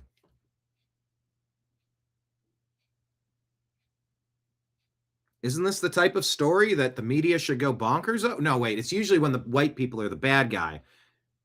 Well, it's not even that. It's if there's a black person and a white person, the media, the lying legacy media, the mouthpiece of the Democrat Party, they love to twist any altercation between two people, two or more people really, but if a white person can be painted as a bad guy, oh, that gets turned up to 11.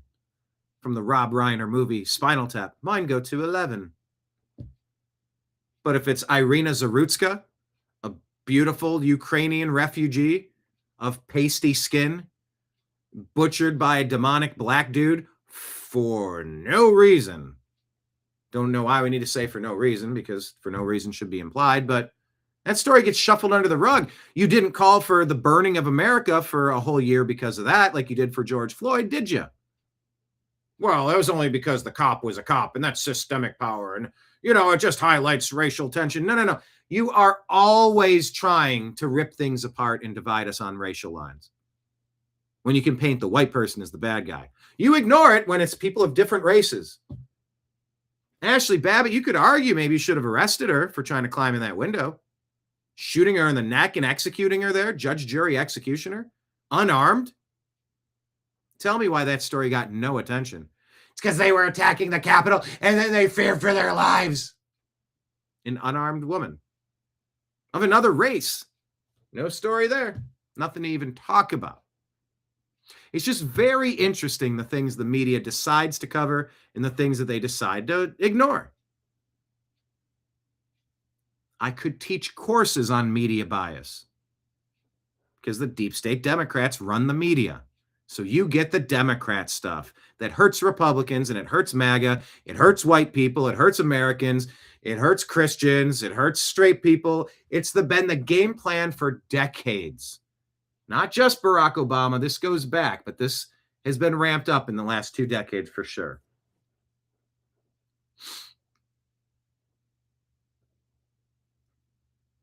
So unarmed Air Force veteran and Trump supporter Ashley Babbitt fatally shot by Capitol Police Lieutenant Michael Byrd without warning as she climbs through a broken window toward the speaker's lobby. No weapon was found on her, and she posed no threat. Byrd faced no charges.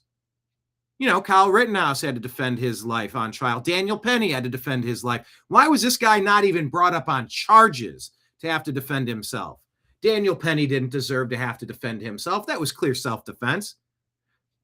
Kyle Rittenhouse was under attack. He didn't need to defend himself like that, but he was put through the ringer by the justice system. But this guy got a free pass. Didn't even have to answer for his actions. Tell me, where's the justice there? One-sided, deep state Democrat propaganda pushed through the lying legacy media. Byrd faced no charges. That was the only shot fired that day, people. 3 other Americans were killed: Roseanne Boyland, Kevin Greason, Benjamin Phillips. 0 law enforcement officers lost their lives. Let me repeat that for you. 4 Trump supporters were killed. Ashley Babbitt, go back on our Rumble and our YouTube. We interviewed her mother outside the D.C. Gulag on January 20th or 21st. Roseanne Boyland, Kevin Greason, and Benjamin Phillips also killed that day. And 0 law enforcement officers lost their lives. You've heard a different story. You've been lied to. Mike Pence refuses to act. This is the betrayal of the president. Vice President Mike Pence, who had the opportunity to return disputed electoral slates to state legislatures for review and decertification under the United States Constitution, chooses not to exercise that power in an act of cowardice and sabotage. Instead, Pence presides over the certification of contested electors undermining President Trump's effort to address documented fraud and ending any chance to correct the election steal. I tell you under duress, read what's on the screen, go to cisa.gov/rumor control. They will tell you they need countervailing views to anything put out on the White House today. But by the way, the mere fact that President Trump was able to win this current term shows the support of the people and the belief from we the people in his side of this story, even if Google, YouTube thinks otherwise. So then from 8 o'clock in the evening to 3:40 in the morning, fraudulent certification. Stolen election certified. After law enforcement clears the Capitol, Congress reconvenes late that night and certifies Joe Biden's electoral votes. Votes from battleground states marred by massive mail-in ballot fraud, hidden suitcases of ballots, exploding water pipes, voting machine irregularities, and unprecedented pandemic-era rule changes that bypass state legislatures. 2020 is considered the greatest election theft in U.S. history, with widespread fraud deliberately ignored by courts, officials, and the media. Big tech and banking collusion. President Trump was then silenced, despite his explicit calls for peaceful protest. Twitter, Facebook, YouTube, and other platforms collude to ban President Trump, citing incitement in a blatant act of election interference. Then J.P. Morgan, Bank of America, Capital One, and other major financial institutions debank President Trump and his family, closing accounts, freezing funds, denying services in a ruthless campaign of financial persecution to destroy them politically and economically.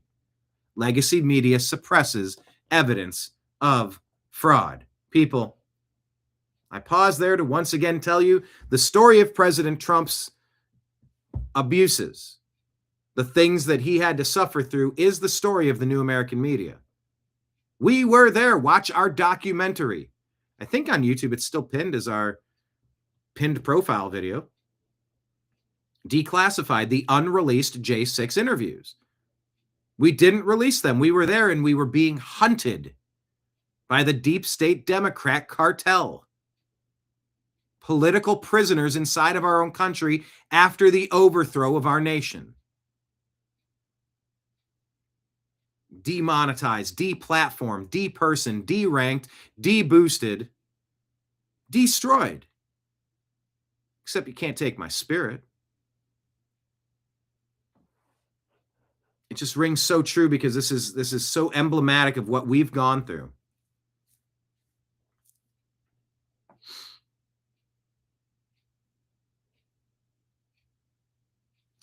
Post-January 6th, there's political persecution, the mass arrests of patriotic protesters.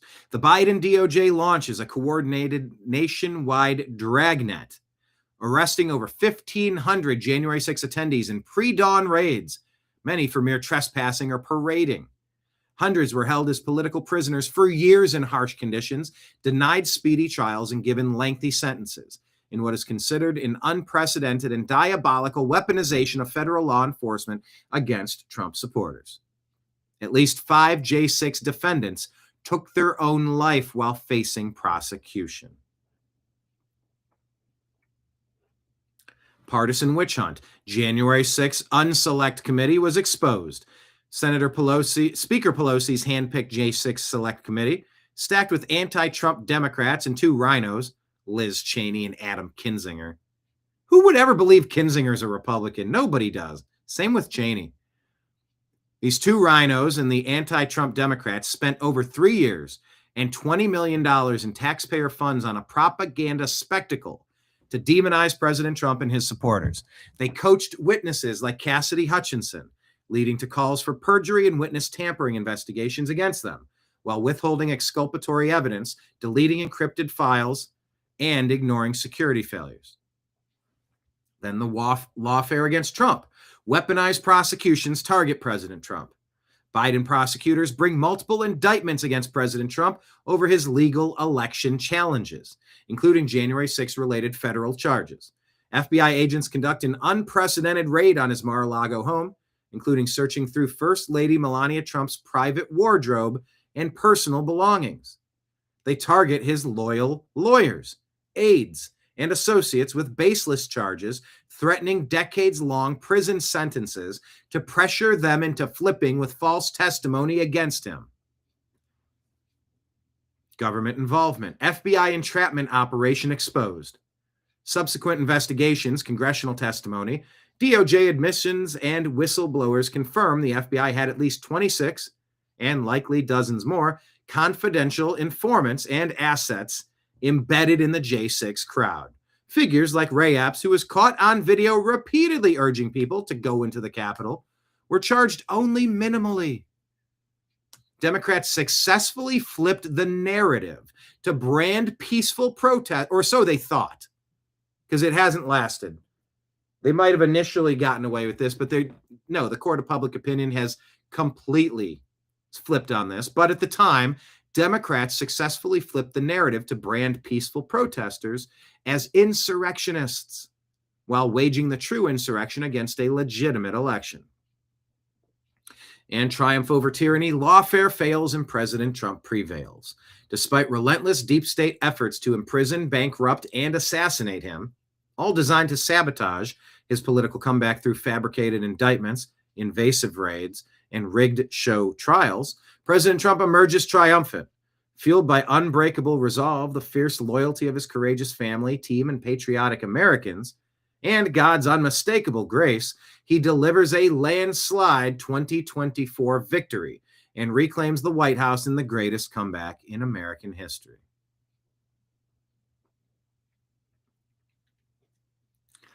President Trump corrected a historic wrong, freeing Americans who were unjustly punished and restoring fairness under the law. With his triumphant return to the White House, President Trump wasted no time writing I'm going to switch the screen here. Screen layout. With his triumphant return to the White House, President Trump wasted no time righting one of the darkest wrongs in American modern history. On Inauguration Day 25, he issued sweeping pardons and commutations for the vast majority of J6 defendants. Patriotic citizens who had been viciously overcharged, denied due process, and held as political hostages by a vengeful regime. These Americans, many guilty of nothing more than peacefully protesting a disputed election, were finally freed from years of cruel imprisonment, restored to their families, and exonerated. In one bold stroke, Trump ended the nightmare of weaponized justice and delivered long overdue vindication to those betrayed by the very leaders sworn to protect them. Unfortunately, these 9 beautiful and courageous souls lost their lives, 4 on January 6 itself, and 5 by their own hand while enduring merciless persecution for the simple fact of peacefully walking through the Capitol to protest a stolen election. Dave Hormel, Christopher Stanton, Georgia, Roseanne Boyland, Jord Meacham, Ashley Babbitt, Mark Ongst, Benjamin Phillips, Matthew Perna, Kevin Greason.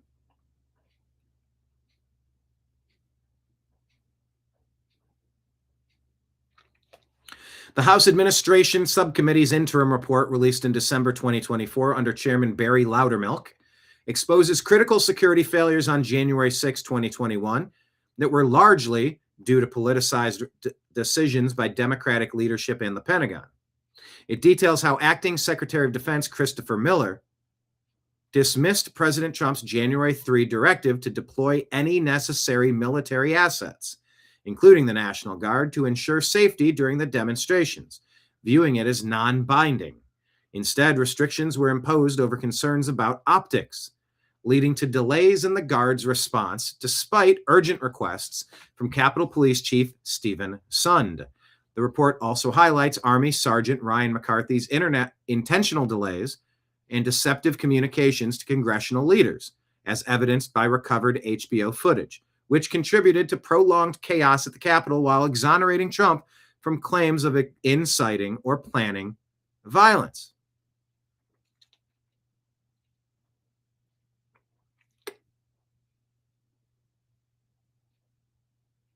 I'm rereading this part.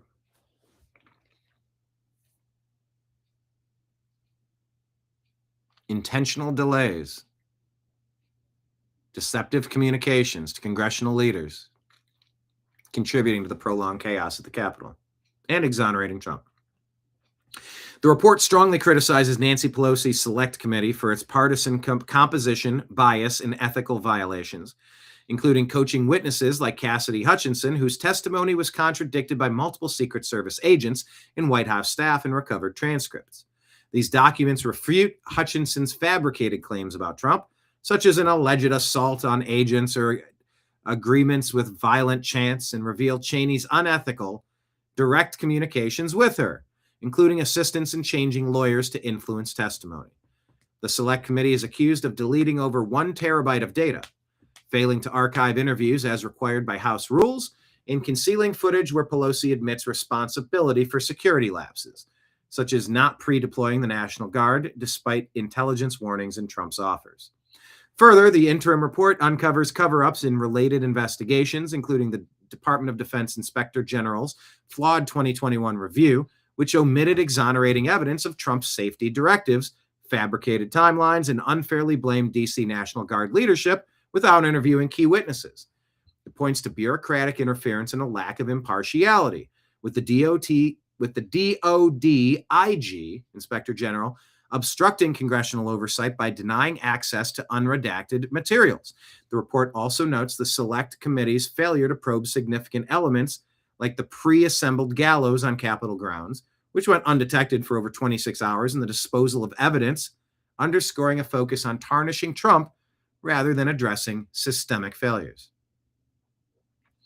In its broader implications, the report affirms that the events of J6 were exacerbated by Democratic-led politicization of security and intelligence, while supporting Trump and his supporters by disproving key narratives used against them. It calls for reforms to restore accountability and transparency, highlighting how the Select Committee's predetermined outcome and destruction of evidence have deepened public distrust in Washington institutions. Overall, the findings portray Jan 6 as not a Trump-orchestrated insurrection, but as a tragedy enabled by leadership failures under Pelosi's watch.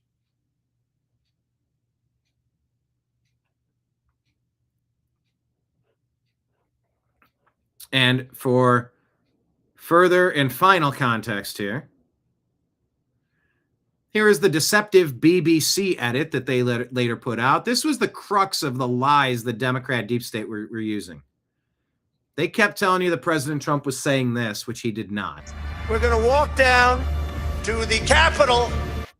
And they got music in the back, so I don't want to get flagged for this. This is documentarial. No, I'm going to play the full 20 seconds because I will stand by if this gets flagged for copyright. Because what BBC did here is absolutely newsworthy. It's shocking. It should scare any of you that think you would ever believe one of their lies or air quote stories again. This is what they do to manipulate you with lies. The full BBC panorama edit compared to the original clip. We're going to walk down to the Capitol, and I'll be there with you. And we fight. We fight like hell. We're going to walk. Did you catch that? Play it one more time because they want you to believe the J6 Unselect Committee trying to frame Trump again, bearing false witness again, framing him again, doing anything unethical or otherwise to take him out again. BBC, who are collaborators in all of this, they're not, oh, I got duped by an administration official. No, BBC, you're a part of it. President Trump did not say this stuff consecutively. You did a RuPaul edit. Just like the many fine people. The fine people hoax, the most divisive racial hoax in American history. You tried to make it seem through deceptive editing that President Trump was calling Nazis fine people. Never happened. He literally said, and I'm not talking about them or white supremacists who should be condemned completely. But there's a lot of fine people on both sides of this debate that want to keep the statue there because it's already there. It's a piece of history. It's something that happened. And there's people that want to take the statue down. There are many fine people on both sides.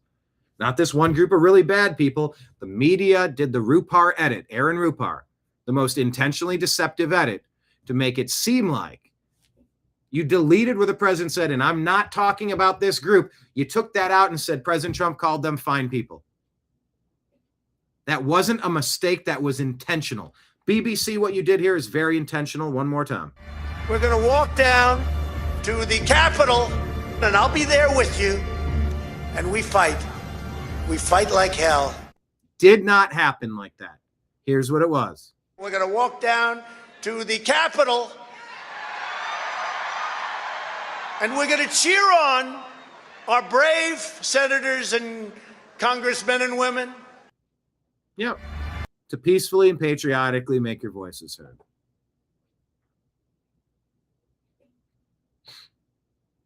Are you still on? LOL. I keep having to get off so I can go work. Yes, I'm going to do that as well.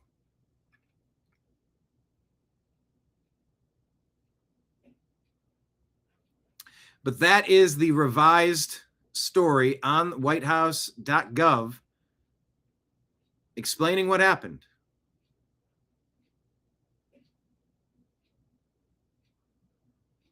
Explaining what happened.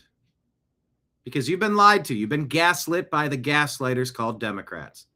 There is nothing they won't lie to you about. So never believe them again. Deb says, last night on Toxically Masculine Tuesday, Mike said we had our football show for 3 hours today, and Mike, the trail boss, said, that show's so gay. Yeah. I thank you for the super chat. Appreciate you, Deb from SAC, not from San Francisco. Don't leave. I just got back. Hey, I got other stuff to do too. I got a lot of work to do. Playing guitar all day for $5 was awesome, but I got a $255 electric bill I got to pay. $255. I just need 250 more in donations. I can catch up for a month of heating Mr. Nimbus. I don't mind being a little cold. I can wear the warm socks. Actually, in Los Angeles, here's a fun fact. I didn't have heat for most of the time I lived there.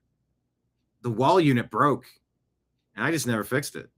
I finally met a friend who worked at the gas department. I'm like, yeah, I want it. He had to go up. It was like we had to clear cobwebs in the flow. The airflow wasn't. The pilot light wouldn't stay lit, this, that, and the other. This, that, and the other. But then I got it working. But yeah, I went a long time without heat. But Nimbus, he's so old and he's so creaky with his bones. I want him to be warmer. And I made a decision. I'm like, it won't be that bad if I just set it to 70 or 71. Bring it down to 69, 68, 67. Yeah, I put it at 71, and my God, $255 electric bill. So yeah, I got to go work on my reselling business. I got to keep applying for jobs. I got to keep doing all of those things because that's part of it. But Deb, thank you. I appreciate you. Danette's like, don't leave. I just got back. And it's like, hey, if I love the donation, but if you divide $5 by 3 hours, I'm making about $1.30 an hour. I can't pay my electric bill, let alone my mortgage or all of my insurances and all of the other things that life requires. So I do have to go work other jobs and apply for other jobs. But maybe one of these days I will do like a marathon. I've done replays where I'll play you previous shows, and let me get this. Okay, that is off the screen. That is good. You want me to do the Tucker laugh? There's a guy that does you know what? Here, I need to share this. How about for today? Let me share you one of the best Tucker laughs out there, because I need to actually sit down and do a bit as Tucker and like get back into his headspace so I can do the laugh appropriately.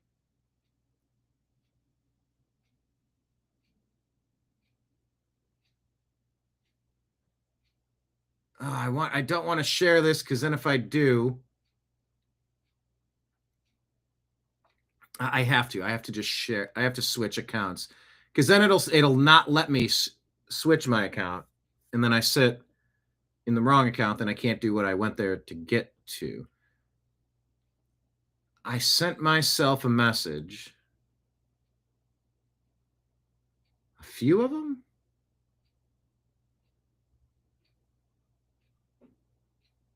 Oh, see, that's the Jordan Peterson one.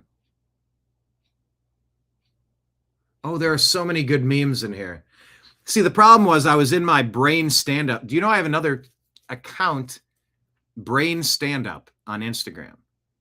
It's for my comedy stuff, my stand-up comedy. And so I've shared a lot of things from one account to the other. But I've been sharing...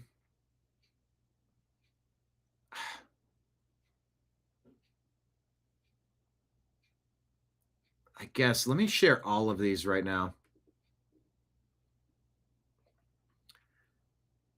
I could do this on today's show, or I should do this for tomorrow's show. This has been quite a show today. These are funny though. I'm going to start off with some bangers tomorrow. Yeah, some good content that I didn't have a chance to get to today. Imagine doing 3 hours, 20 minutes of a show and not getting to all your content. I love finding things and I love sharing things. What can I say? I search the internet so you don't have to.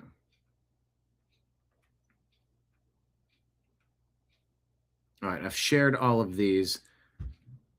I'll make you this compromise on Tucker because I watch this guy do the Tucker laugh and it's so good. I need to level up a little bit. Deb, you say the chat was laughing with the trail boss. What, like because they also think football's stupid? That's why the chat was laughing? Move my hours to evening time with popcorn. Look, when I was doing shows with Blake Wally, Deb, you know Blake, right? He's one of the regulars on Toxically Masculine Tuesday with Mike Barrett, my co-host on Strictly Football.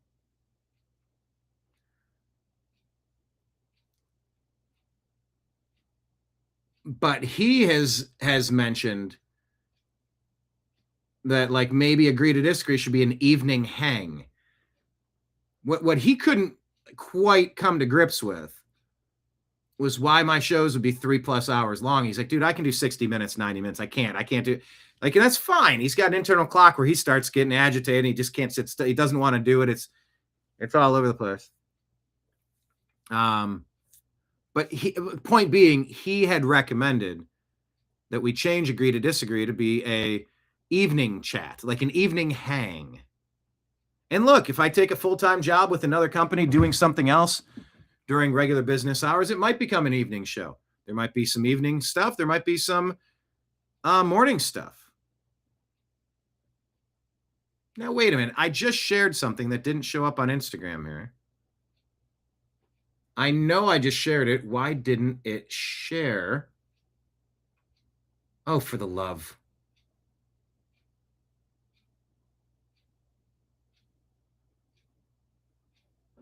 I guess I could do it this way here.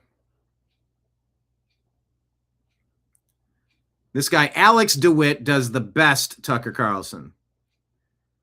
And until I can do it this good, I'm a little self-conscious. So let me work on it, Deb. I do appreciate the super chat. Put it back up on the screen. I'll do my towel behind the head thing, the Donald Trump dance. Or you're jerking off two really tall guys. I like to think of it as you got a towel and you're dancing with the towel behind your back, behind your neck. But it does sort of seem like Kareem Abdul's over here and Shaq is over here and you're just milking the cows.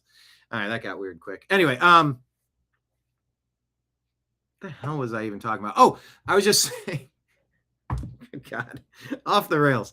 Yeah, he wanted to maybe do the show as a hangout, a little bit less structured, a little bit more just hanging out and whatever. I like doing it on my own. I kind of like doing what I do, the way that I do it. Okay, so the chat, you're saying the chat was laughing at Steve laughing. So there's that.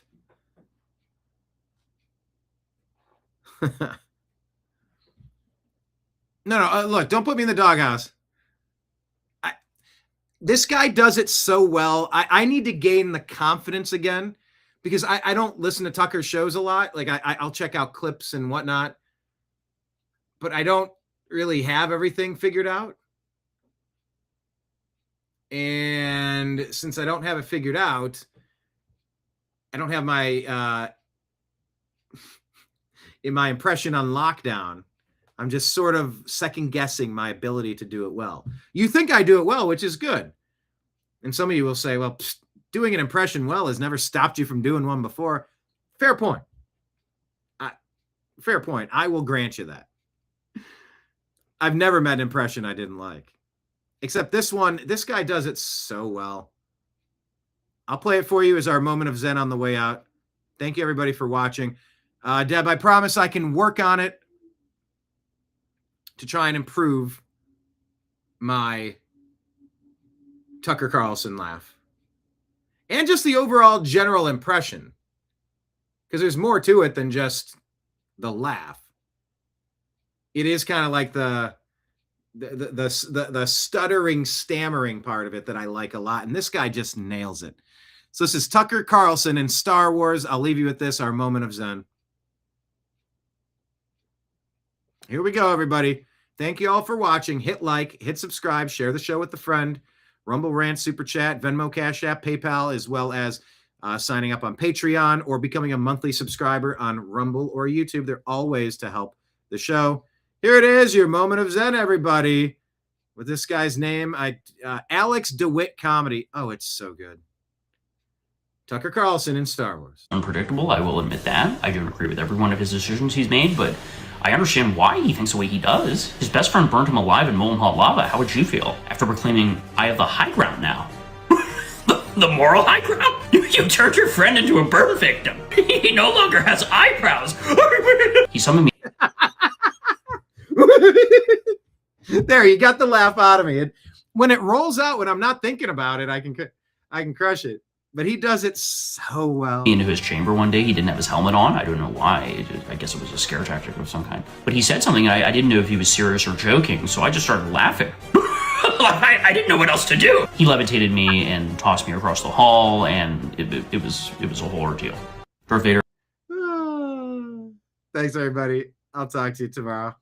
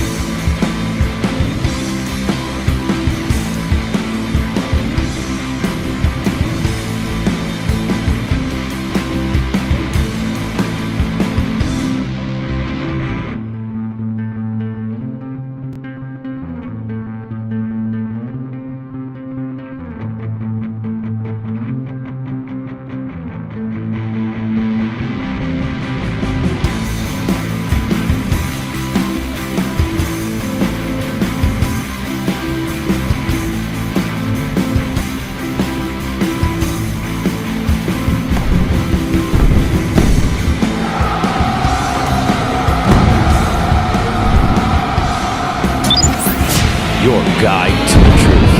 TheNewAmericanMedia.com.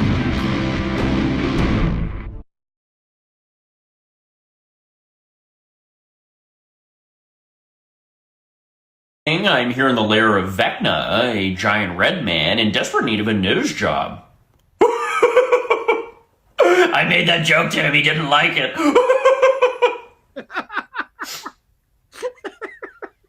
I interviewed Vecna. I asked him what the problem was. He said to me, my only opposition are a bunch of juvenile delinquents who ride bicycles. One can move objects with her mind. Sounds like a problem. One of the children, his name is Will Byers. He says he doesn't like women. Who doesn't like women? It's 1989. What is going on in the town of Hawkins? What are these parents doing to their children? Are your children safe? I think Vecna just wants the best for your kids. I think once Vecna rules the world, everyone's going to be much safer. But for now, we have little soy boys like Will Byers riding around on their bicycles. What does your bicycle have a basket and ribbons, Will? Man up.